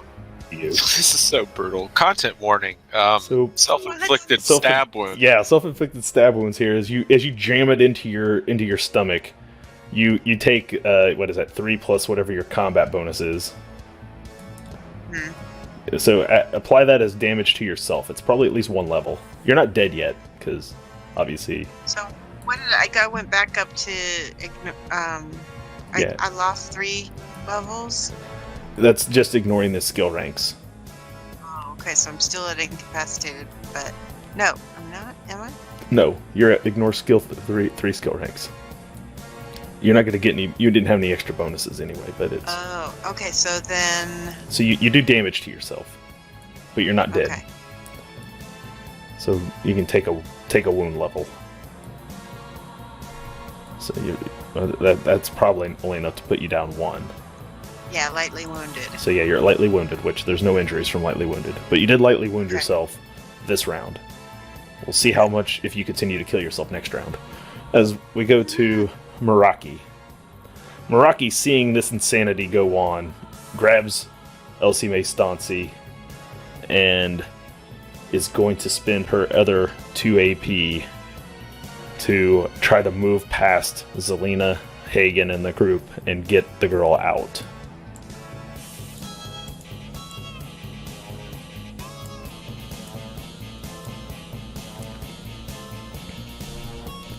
Is anyone going to do anything to stop him? No. Oh no, I definitely wouldn't try to stop Meraki from doing anything. You see Lawrence, he looks at Meraki and he says, "Go, get her out of here. Take her to safety. Before this thing gets loose." I'm just gonna pretend like he's talking to me, so I'm gonna start running out when my turn comes around. Hagen? Alright, since Hagen kind of was dodging this thing, I'm expecting him to be like over there, you know, and now he's gonna go into the boxing mode and just wallop him one. Alright, so you gotta put on the Knuckle Duster for 1 AP. Oh, apparently, so I guess I have the to. whole plan.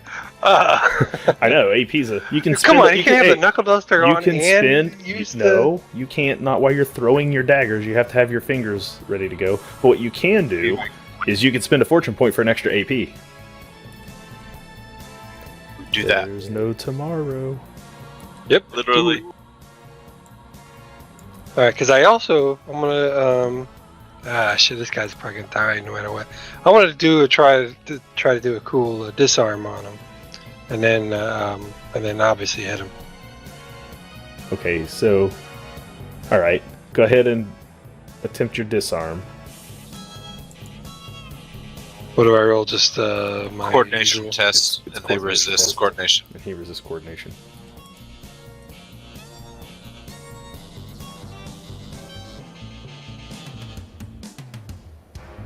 That's critical fail. What the fuck is up with these rolls? But I am a jester as well. What is that going to do for you? Good question. I'll tell you in a moment as soon as I find it. Okay. You may flip the results, which won't do shit. Yeah, and you can't re-roll a critical fail. So unless it says you don't critically fail coordination test, then... But it would have been cool if it were, because it would automatically succeed, and Yeah. it could succeed at a critical success. Yeah. I just fucked it all up.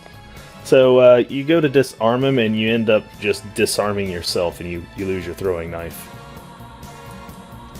My knuckle duster, because I would Or use your the knuckle one duster. Yeah, you must not have gotten it on all the way, and you fumble it, and it falls to the floor. So you have to spend another AP to pick it up next round if you want to use it. Or you can spend your last AP to pick it back up this round, since you're not going to be able to swing unless you're going to do it just bare knuckle. Nah, you know what? No, I'm gonna save it for dodging or whatever, dodging. That's what I'm done. All right. So,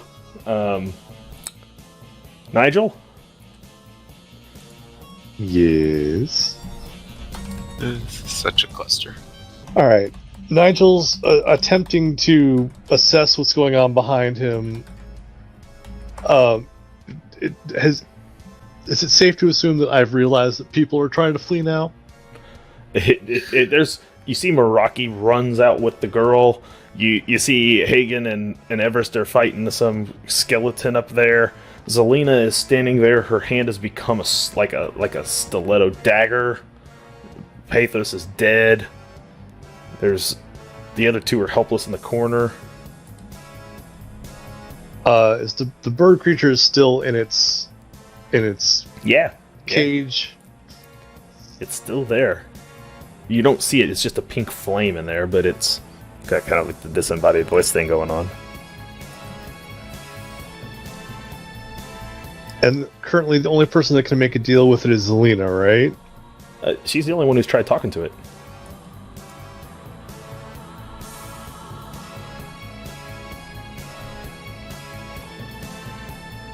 I don't know that.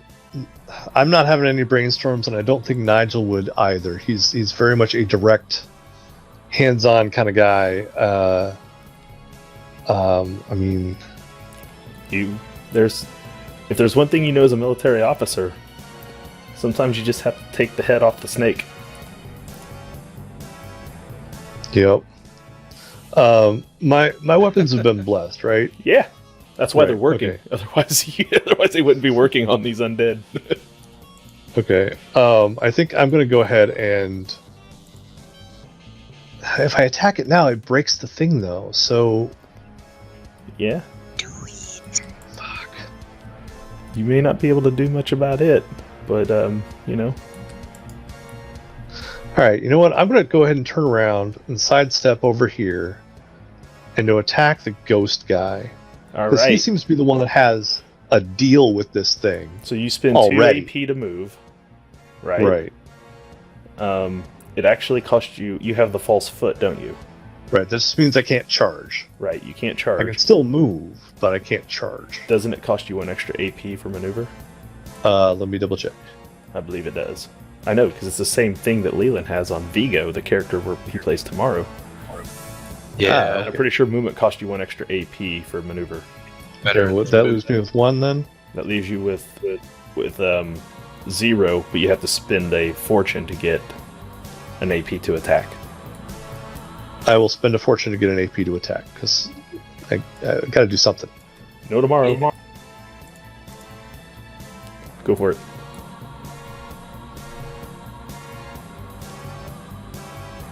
Look at that. 12. Awesome. You gonna spend 1 to explode a die? Yeah, sure. Do it. Okay, so let me see what you got there so far. Is that not? So you have a 6 and a 1, so that's a 6 to 6, that's 12 plus your 5 is 17 before you roll the next die. All right. Just another D6. Yep. All right. Would you Well like, spent. would you like to spend another fortune? How many do we have? 3. Well, this seems to be the longest, good streak that we've had this entire night, so sure. Okay, so All right, I just need to spend 3 you're more. You're up to 17, plus 6 is 23. 25 is what you're up to. All right, and I'm not doing any injuries, so I don't add a chaos die yet. Okay, so he is going to attempt to... Well, yeah, I should have. I'll let you take the fortunes back if he does parry you, but we'll see. All right. Actually, no, he can't. He doesn't have a weapon. Ha-ha! So yeah, so you strike him, and that will be enough to finish him. Holy crap. Head of the snake. As you do so, the other crypt skeletons crumble. Oh, cool. Nice. See, I thought he was, translucent this whole time. No, he's been physical. He threw a head down. He walked in. You heard the footsteps come down the steps when he walked down. He's been dragging Alice by her arm. No, he's been physical this whole time. Yeah. That should have registered at some point.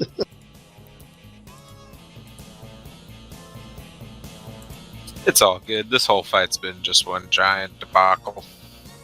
Yup. So they all crumble to dust, and he goes up in pink flame. He says, "No, it was so close," and he crumbles to the ground on the steps of the altar. That would have gotten away with it too if it wasn't for you grim and perilous kid.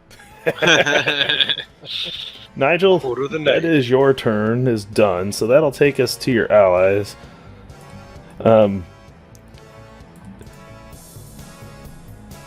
Alice is stunned and confused. She looks around and runs over to her daughter. And is looking at her legs. And Lawrence says to her, she's like, "Hurry, get her out of here." And Alice is like, "I can't lift her." And that's pretty much what your allies are going to do this turn.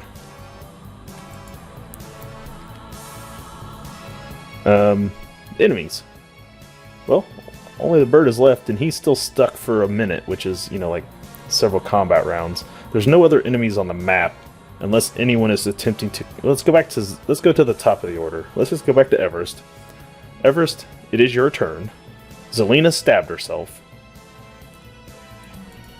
I'm gonna look at Hagen and say, "Well, old man, it was nice knowing you."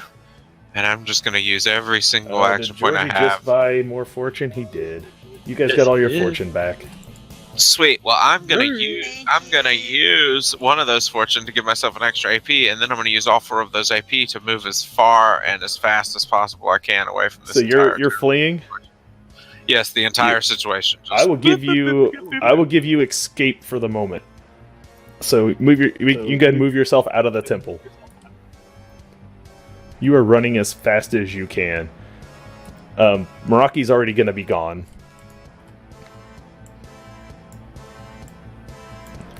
You don't see any sign of Meraki as you get out there. Zelina, we're back to you. Okay. You're staring down this light eater.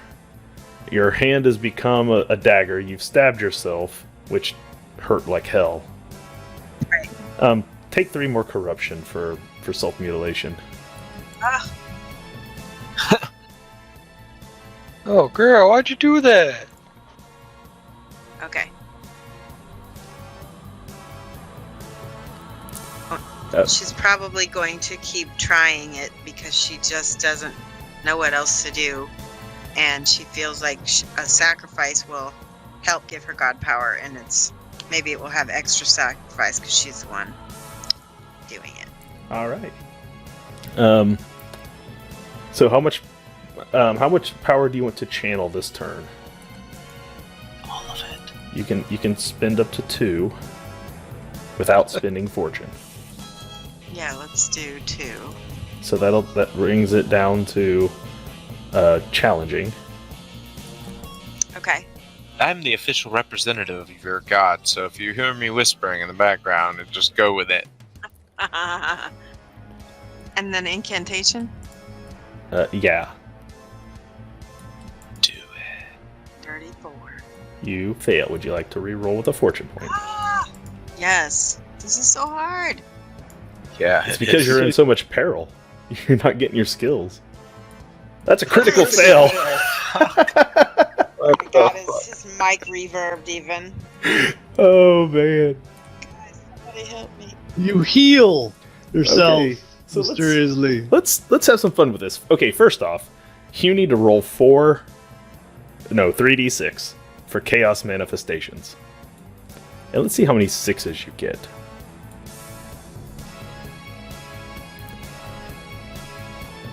Oh, Ah. 1.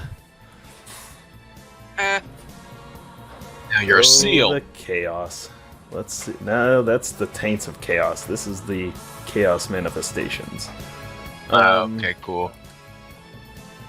Man, talk about weird stuff happening all over the I know. place. I know, it's actually fantastic. She's stabbing herself. This is Hagen and I are so doing good. random- I never would have imagined this is where we would be tonight, but yet I'm here we a are. hardcore RPer, and I don't care about it's all about story. Oh, for real? Exactly. I mean, that's totally the Okay. asshole move to just abandon and beat up NPCs and try and run, but, whatever. Hey. Having problems finding chaos manifestations. I marked a lot of things in the book. I did not mark that one. No rush. Yeah. That's not what I was anticipating at all today. Well, some rush. Yeah, some rush, right? We don't want this to take too long. Oh, here we go. Found it. Okay. I don't even know what spell you're technically trying to cast, but I feel like this is a good opportunity to just crank this thing up to the greater manifestation chart. Yeah. Oh, that Let's sounded assume, good. magic missile, because that was what I was doing last time. Alright, so I'm going to... You need another D100 roll. This is on the greater manifestation chart.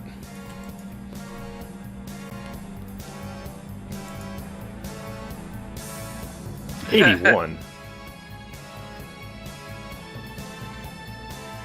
Holy shit. This is like the best... This is what I love sometimes about random rolls. You are all standing there, and she stabs herself again, this time aiming more towards her chest. And at that moment, busting through the top of the temple and striking her is a bolt of lightning. Yes, that is awesome. So thematically awesome. You suffer a grievous injury from this, it says. So you are taken to grievously wounded, and you will suffer a grievous injury. So it's funny because by failing, I kind of succeeded. Kind of. Yeah. That's the way we'll label it. I'm trying to kill myself. I think the custodian just smited you Yes. for that's what why I you love what this. you just did. And at this point, roll another D100 for the grievous injury chart, which has a lot of Okay. options that end your life. But we'll see. A 44. I'm loving this. Mangled organs. Until you're fully recuperated, you remain incapacitated. You must undergo successful surgery or suffer the consequences. Until your mangled organs have undergone... Once a mangled organ has undergone a failed surgery, you permanently gain the eunuch drawback. If you already have the drawback, you permanently lose 9% fellowship. Now, That sucks. what's kind of cool, and you don't know this, but this is something that's true about Light Eaters. Light Eaters, whenever there's a chaos manifestation in the area, they can actually cause it to roll twice and take the better result. But this is on the injury table, so it technically can't do that to you here. But we'll go with the mangled organs. You get struck by this bolt of lightning right in the chest where you stabbed with the dagger, and it has...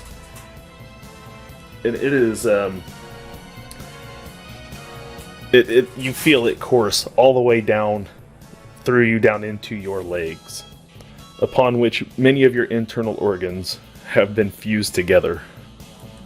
What? Wow. And you will have a Lichtenberg scar from it, Okay. starting from right there in your chest and expanding outward. This will, of course, return your peril back to incapacitated, which you already would have been anyway. That'll end your turn. Yeah. Meraki's gone, so we'll just remove her. Hagen? You just saw a bolt of lightning strike Zelina, and she falls to the ground and is barely breathing.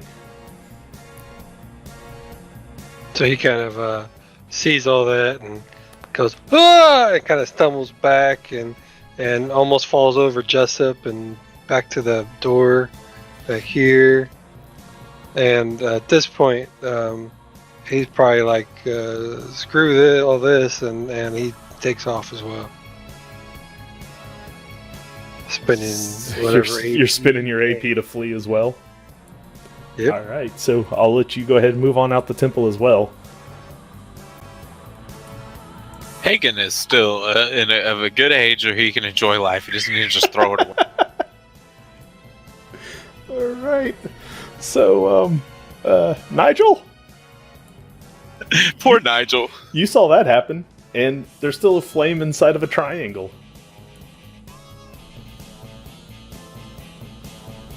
Okay, so is Zelina like she's pretty obviously dead, or No, like she's not dead. barely She's clean? grievously wounded and incapacitated.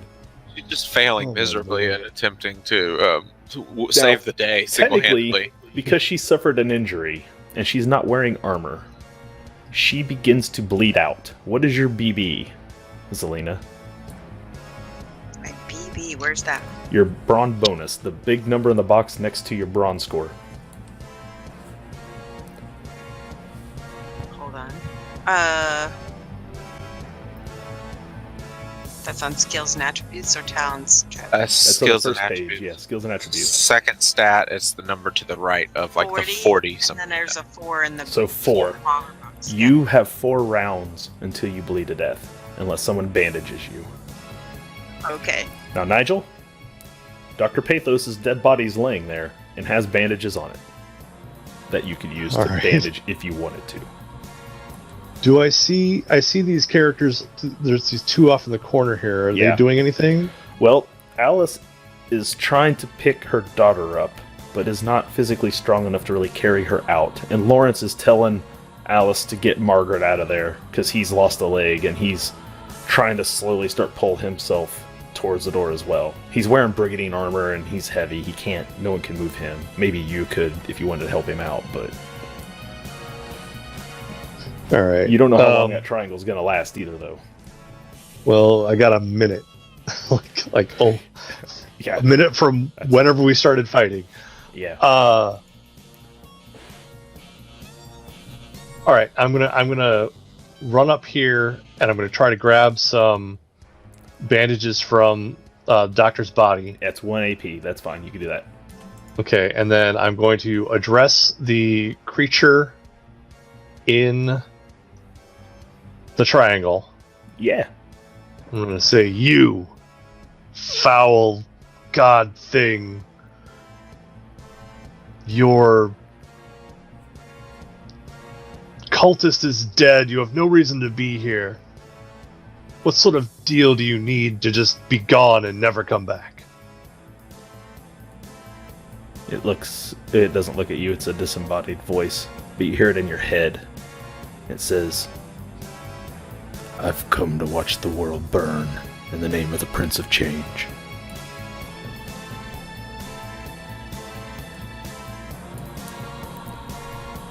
So that's a no then? You cannot outrun me. You cannot slay me. Your friends have abandoned you. Receive my gift, and you shall live. So that's recruitment or nothing. I choose nothing. You gonna bandage Zelina? Yeah. Heal Just gonna- roll, flip to fail. You don't have any dots in that Bandage shit. her up, I guess. You know what? Do I have enough action points that I can stick her with some laudanum first? Oh, if you just want to give her a laudanum, you can do that. Yeah, that's easy. I'm just gonna do that first, and then staunch the Yeah. bleeding. Attempt to staunch the bleeding. So yeah, that'll do it.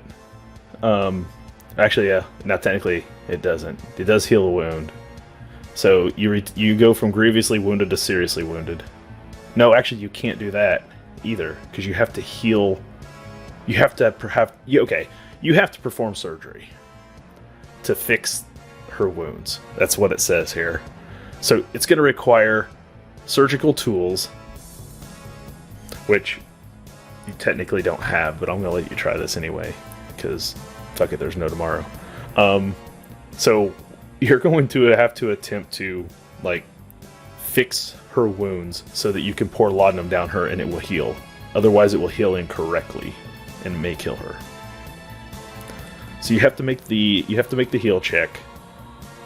And it's flip to fail. And you do have fortune at your disposal. Okay, so looking her over, getting her ready to bandage up, realizing that I have some laudanum, realizing that there's no way I can administer laudanum without performing some kind of surgery first, knowing that I am not qualified to do that and would probably kill her in the process. You think she's going to die either way? Yeah, probably, but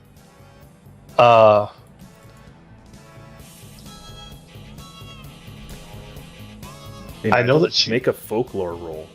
Oh, jeez.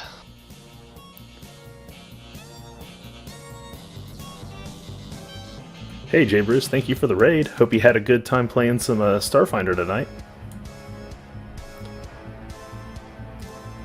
Okay. That is a no. You are not... I'll re-roll with a thing because there's no tomorrow. Okay, no tomorrow.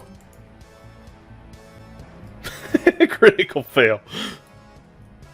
What the what did you do to these dice? Nigel? You're like, you know. We're boned. Okay. I think what I'm going to do is... Okay, tell me what you're going to do. Is there like some kind of holy symbol of the custodian? Yeah, it's on her body. On her person. Yeah. Okay, I will grasp that. I will take her knife hand. Oh yeah. And I will mutter a prayer to the custodian, saying, "Custodian, I beseech you, complete what she has done, or complete what she is trying to do. She's sacrificing her life to dismiss this foul creature. By your will, may it be done." And I basically just like slit her throat with her own hand. Awesome! Oh, that's metal! Okay, so metal. 9 corruption. Okay. Just 9. Roll me 3d6. Don't feel bad. All right. You don't feel bad. I don't think he does. I'm feeling bad about the corruption right now. He's only concerned about the corruption. No, I mean I kind of feel bad for no a sixes. PC death, but No sixes. So you slit Zelina's throat, and upon that, you see the magic of the triangle fizzle. damn it, that's the opposite of what I wanted to happen. Well, we better run, Hagen. As fast as my old man legs can carry me. And we can't stop running probably for 2 days straight. You guys are gone. Nigel? Where do I track corruption again? It's in the How much middle did I of do? your sheet on the first page. It Oh, almost doesn't matter. Okay, and how much did I take? 12 or 9? You took 9. Premeditated murder's a 9.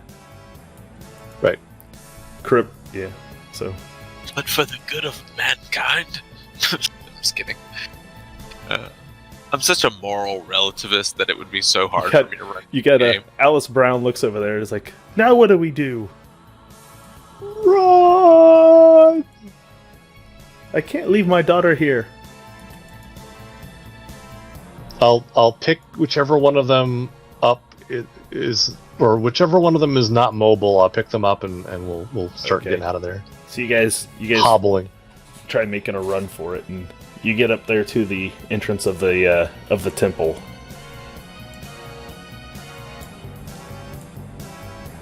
You cut out when you said they get to the entrance. What? Oh, sorry. You get to the entrance of the temple. Okay, gotcha. Okay. Sorry.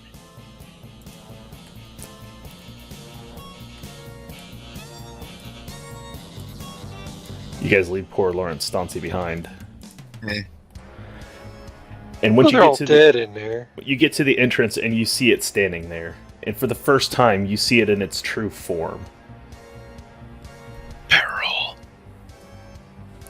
So you have to make a resolve. It's only fair if I had to do it, you do too. Yeah.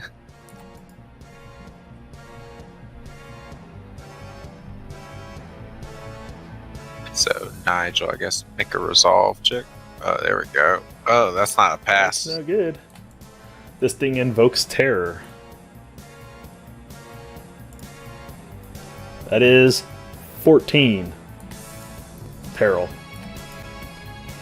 I am incapacitated. Oh god. And you freeze when you see it.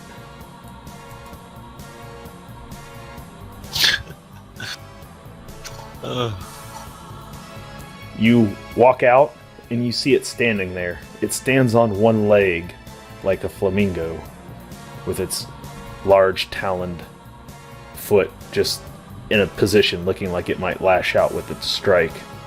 Its two front wings have sort of like arms with feathers that come off of it, and it grabs a large scythe in one taloned hand as its vulture-like head looks down at you.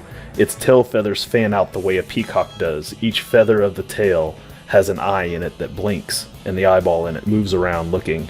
And as it stands there, it taps its sai on the ground, and pink flames emerge out from its back set of wings, and it kind of wreaths itself in fire. And it looks at you, Nigel, and it says, "Do you accept my gift now?" Like, almost like from the back of the throat, like the briefest, harsh whisper, Nigel just goes, "Yes." Roll a D100.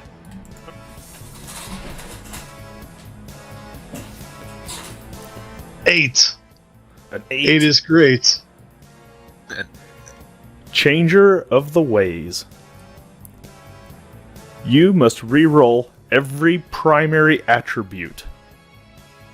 Record the new values, but keep the old values on hand in case you need to refer to them again. So, Okay. you will be... We're not going to worry about what this looks like when you're done. But you take 9 more corruption. Okay. Nigel will, from this point on, become a howling marauder.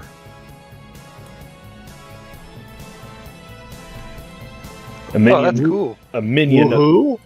You're going to pick up the expert profession, howling marauder. So, from after military officer, Nigel will, from this point forward, be a howling marauder. Under the Prince of Change. Okay. Your body will literally warp. You technically get to re-roll all your stats, the 3d10 plus 25. You get to re-roll all those stats and take new ones.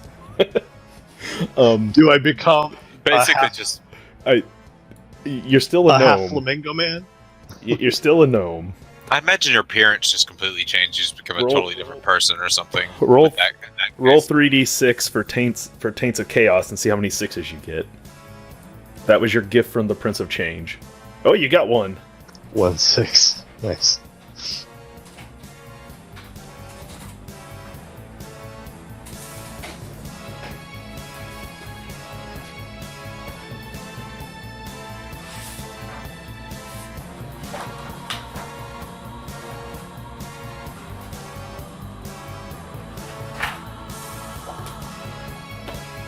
Remember, Gifts of Change, brought to you by Zinch brand. Mutations. All right, it's a percentile roll. Alright. 95. This is actually, I just realized it's like kind of like the second finale I've done this week. My GMing arc reached its finale on Monday for our home game. So this is pretty cool. 2 in a week. Yeah, me too. Yeah. You have vocal oddity. I probably talk like this now. You have a different voice, and you have to succeed at a scrutinized test in order to use your normal Nigel voice. Okay. Kind of fitting since I never decided what accent to use.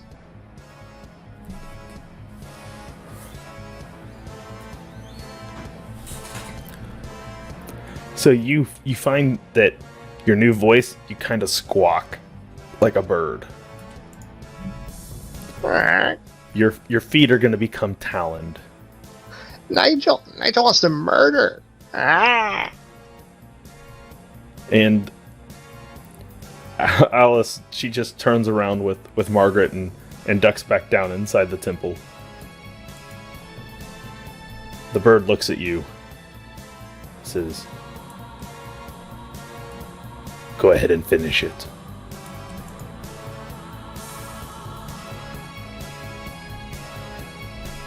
Alright, I guess he just pursues them inside because he's now a servant of the thing now. Yeah.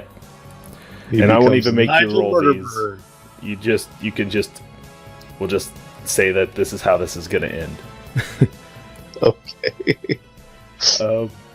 You slay the other two inside the temple.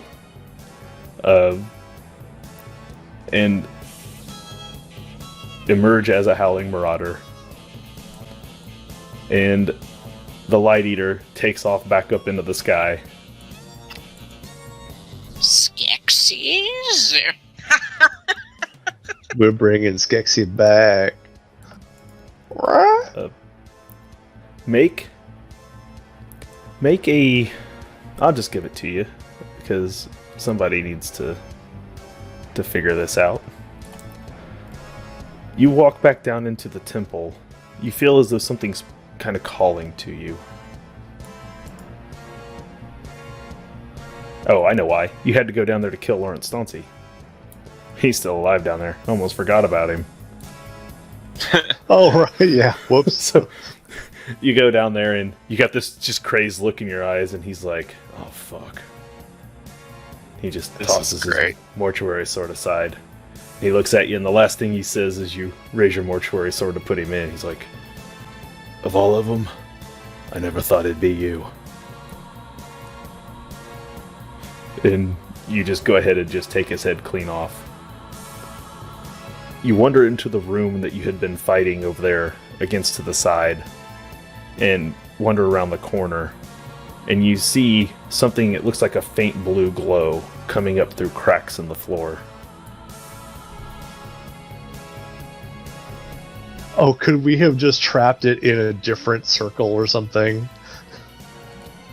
Not We may necessarily. never know. You go up into that other room just north of there, and you see there's cracks in the floor, and you take your mortuary sword and you knock away some of the loose tiles on the floor, and it opens up and it kind of crumbles away, and there's a cavern down below.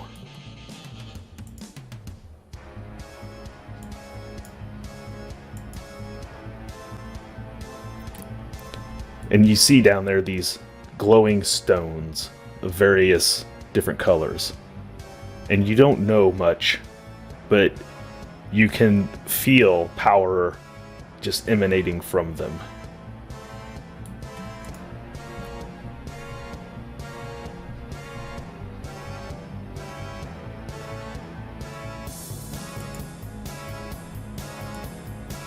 Does he make a nest out of like the viscera of the bodies upstairs and then sit on the stones until they hatch? They're not eggs. They're like crystals.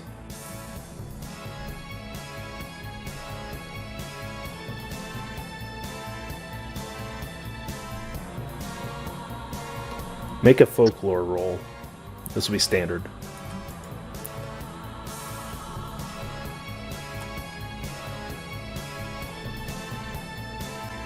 Oh, I made that pretty well. You- Oh, now that I'm evil, I make my rolls. You look down. You reach down. You actually find you got some rope or something on you. You can lower yourself down into there. You lower yourself down. You reach over and you break off one of the crystals and hold it in your hand. And you hear. You're pretty certain that you know what it is, and you hear a voice in your head confirm it. It's Witchstone.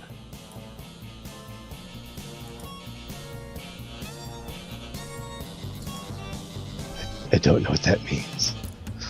You know very little. You've heard of Witchstone.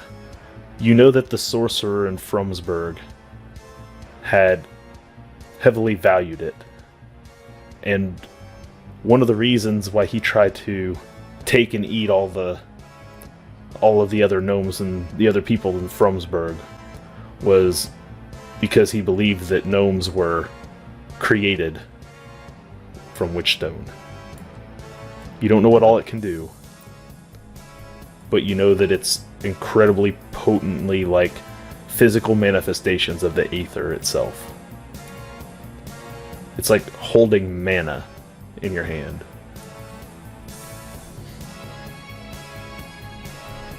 Okay. Spicy mana. It's habanero magic. Yeah, it burns when on the way down. So you can put one in Nigel's pocket, and then he can leave the temple to go do whatever Nigel's going to do after that. And we are here really at the end of our time, so with a rather somber ending to Terra and Treefell, the Light Eater kind of wins.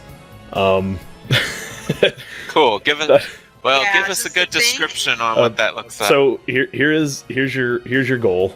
For those of you who lived, we are going to meet back here. All the players are going to meet back here in 2 weeks. But if you lived, what I would like you to do is write a little bit of a, or at least send to me over direct message. I don't care if it's on Facebook or if you message me on Discord or whatever. You can post it in Discord if you want to. I don't care if you want to just put it in the Terra and Treefell or the Zweihander channel, or just send it to me in some other way, shape, or form. Some ideas of what you think your character will do from this point on, given everything that's happened today. I am going to use them as NPCs down the road in my next 2 campaigns in this same world. So I already have an idea of what Meraki's going to do, because I know what ERP kind of wanted to do with her, and I know that we don't have to worry about Dr. Pathos, and unfortunately we don't have to worry about Zelina, because they didn't make it. So that Nigel and Hagen and Everest, we need to have a little talk about what you guys think your characters will do going forward from here. And then I'll write epilogues after that. I've got some ideas that I want to shoot with Woda, because I feel like our characters it might be cool for us to just sort of team up a bit and try and survive a bit before we get on our feet, because we both have the ability to get money from the public without trying too hard, and I don't know, I feel like we can combine those. I think what's going to happen here for Hagen is, I feel like this is going to launch his official dual identity into vigilantism, because he took the class of vigilante, but we never really solidified who his vigilante ID is. Yeah. So I feel like from this point on, Hagen's gonna like go full vigilante and like come up with a moniker. I'd want him to decide what that looks like. So by day, cool juggler by day, yeah. Yeah, by day he can juggle and I can beg on the side and like. So do my acrobatics. You guys will have 2 weeks to figure that out and send it to me on what you guys want to do. Talk about it in the Discord, openly if you want to. Yeah. If you want to keep it secret and reveal to viewers and everything, we come back. In 2 weeks, we're going to come back. We're going to reveal epilogues.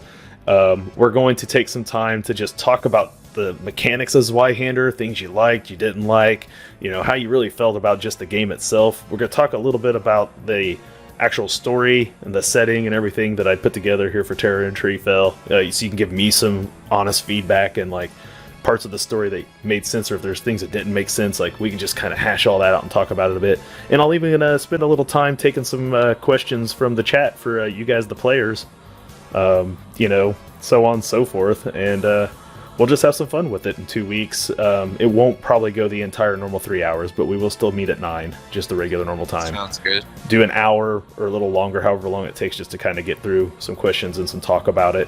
And then that'll be a wrap. And, thank you guys so much for playing. One last time, do you have, you want to go ahead and promote your stuff, Shosh and Leland? We'll let Shosh go first. Yeah. So I have a Twitch channel called Shoshi's Minis, and I paint miniatures for display and for gaming, like D&D and Warhammer and stuff like that. And I also teach it on my channel, so you should check that out. And I stream from 2:30 to 5:30 Central Time, GMT-6, Monday, Wednesday, and Friday. All right, Leland, why don't you go ahead and plug all the things that you're involved with? I just plugged myself, and that sounded wrong.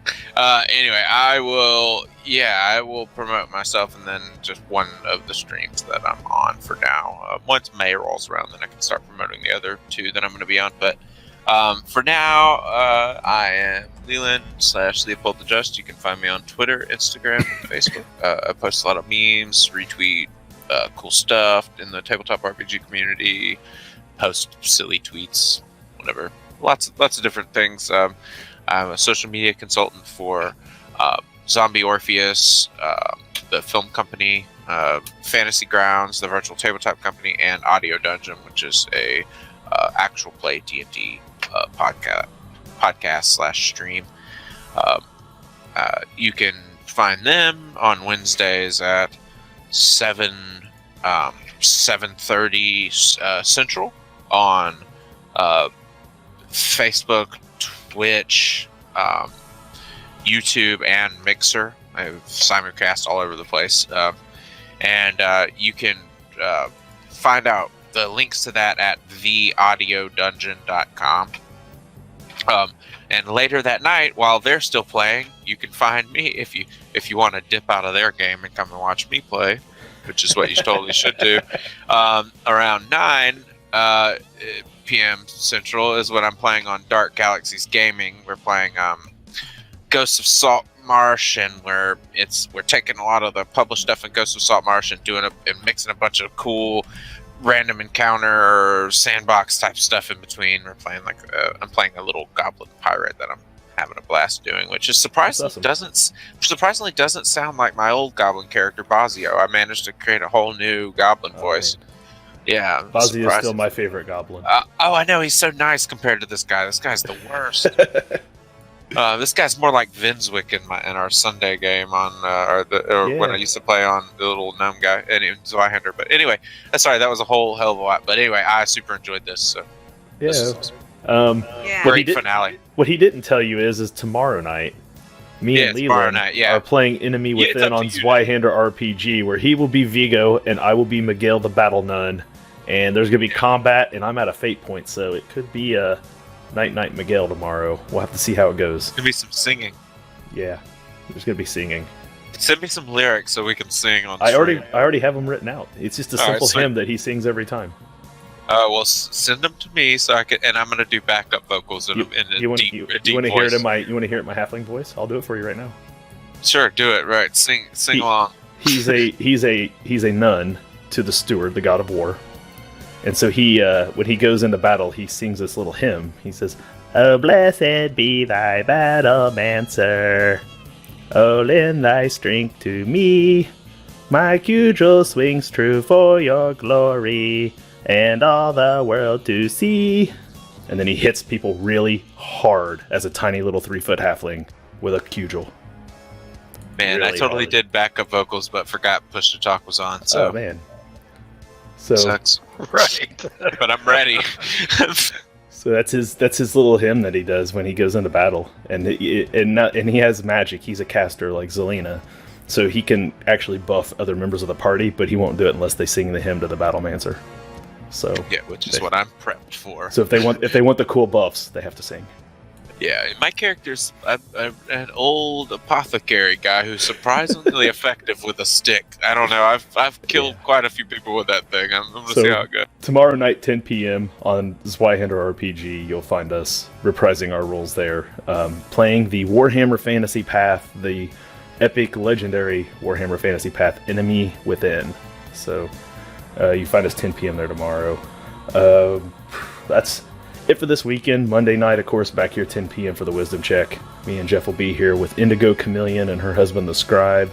We're going to talk a little bit about couples who game together, stay together, and all that sort of good, lovey feels we're going to get on Monday night. And also talking about how to handle playing in worlds with very strong IP characters. They use Neverland and Wonderland as their 5e game settings. And they tell some fantastic stories and mostly avoid all your quote-unquote canon characters.